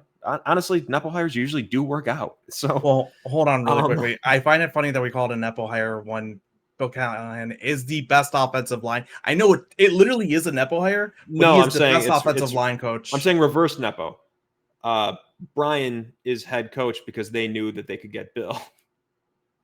Is that really? That would be a dumb reason to hire a coach, but yeah, okay. I think it's a nice tiebreaker. Yeah, I guess that's. I mean, true. As a tiebreaker, yeah. But let's go a step further. Brian only exists as an option to be hired as a head coach because his father is Bill Callahan. Oh, 1000%. But I don't think you. Yeah, I agree with that part. But he's not the Nepo hire. Brian Callahan is. Let's be clear. We agree on that. Yes. Okay. Yeah, they went crazy in free agency, and it's all in service of trying to see if Will Levis can be the guy. My bet would be no, even though I liked him a lot coming out of the draft. Just didn't show quite enough as a rookie, but what if he's good? I am not worried that Sam Darnold is going to be good. I have to account for maybe Will Levis will be good, so that's why this is my pick here. So it's funny because I thought you were crazy for liking Will Levis out of the draft, and I've seen enough that I'm like, maybe, right? Like not like, oh my god, yeah. And it's like, okay, there might be a chance. I see a little Favre. Dolphins comeback. That was nutty. But I don't like their weapons as much as ever. I like Tony Pollard, for instance, as an ad. I think that underrated ad. So yeah, that adds a lot to the run game with what they've done with the offensive line. I just think Calvin Ridley looked like ass last year on the Jags, and honestly didn't do Trevor Lawrence any favors. Tyler Boyd's getting really old. He wasn't all that much for the Bengals last year, to be honest. Yeah, it's not the most explosive group, but it is 3 NFL wide receivers. It is 3 very past their what feels like way past their prime NFL wide receivers. DeAndre Hopkins still adds a bit, right? I would take DeAndre Hopkins as my wide receiver 2 any day, and now that he's really past the cliff, but like he's still more than capable. On the defensive side, I already talked about it. They have some guys that I do like. I can see why you're betting on it, but here's what I'm going to tell you straight up. Do I want That, or do I want Flores? I do think the Vikings have no cornerbacks, and not to their faults at all. Very unlucky. They did just sign Stephen Gilmore. That's true. Stephon Gilmore. That's very true. Jesus. Yeah. It's dude. We've been going so long. I've been mixing up names. I think I said earlier, like for the second time, Raheem Morris with the 49ers. He was with the fucking. I just said the F word for the first time. He was with the. I'm not gonna add to the swear jar. I think it's fine. Yeah. He was with the Rams, and I'm sitting. I'm like mixing people up. We've been going so long that doing this live is difficult when you're trying to remember a bunch of names, right? And go through things and remember resumes and stuff like that when you're not fully well versed on it. So I've been mixing things up all day. So like, don't feel bad. You're doing a lot better than I am. The thing there I is already forgot what I did. Flores, I think offers. So I don't care what's on your staff. They had bad corners last year, and Flores still pulled them together, right? And they have added to the defense even without that. I think the defense will be fine, if not good. And then on top of it, that's one of the best offensive lines in the league. You still have Justin Jefferson. You added what's his name from the Packers at running back? Aaron Jones. Yeah. Aaron Jones. You added Aaron Jones as a running back, who I think is getting older, but he still looks great. And yeah, I don't know how long Edison's off for. Is Edison? You're gonna eventually get back.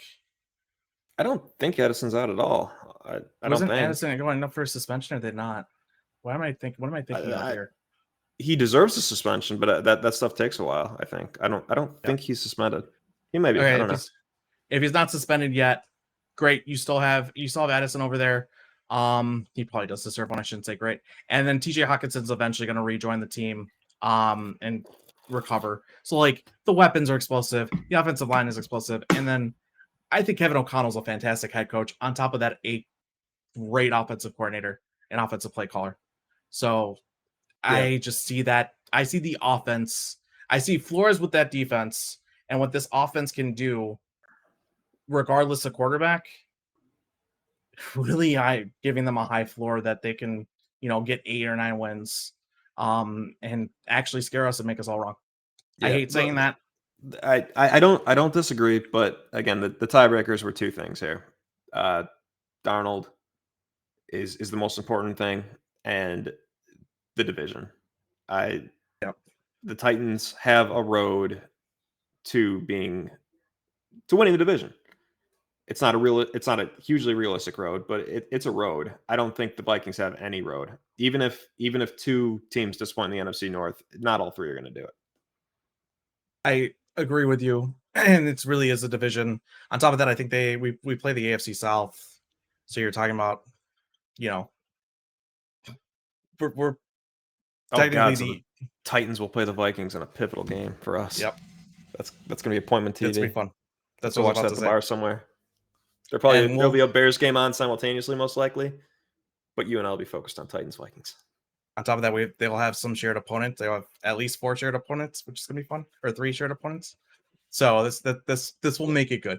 We'll see how it goes. God, I want to go over this and figure out how we did. I have no conclusions. We've been going so long. No, but how we did will be determined in 18, 19 weeks, whatever it is. Do we want to bring up some things about the Bears at all before we move on? I think that's it for the wins draft and the losses draft. I gotta pee. I just want it to be known that last week we were going to go over some more Bears specific stuff, and I was going to disavow any negative statements that I made about Tyson Bagent. I know you want to do the same. Yeah. Tyson Bagent seems pretty good, and on Hard Knocks, he's a shining star. He's improved. He looks like he's improved quite a bit, and he's a lot of fun. He's a great personality. I'm looking back at what we talked about when we did the backup quarterback draft, and I'm like, we were way too harsh. He could have developed, and he looks like he has. Last statement. I do think that our safety depth is better than what we had stated during our defensive preview.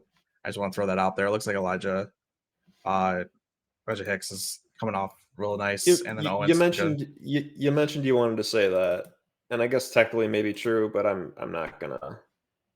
Sure, you don't have to agree with it. I want to make it known that I think that. I'm not gonna back off it. I think it's still a possible concern.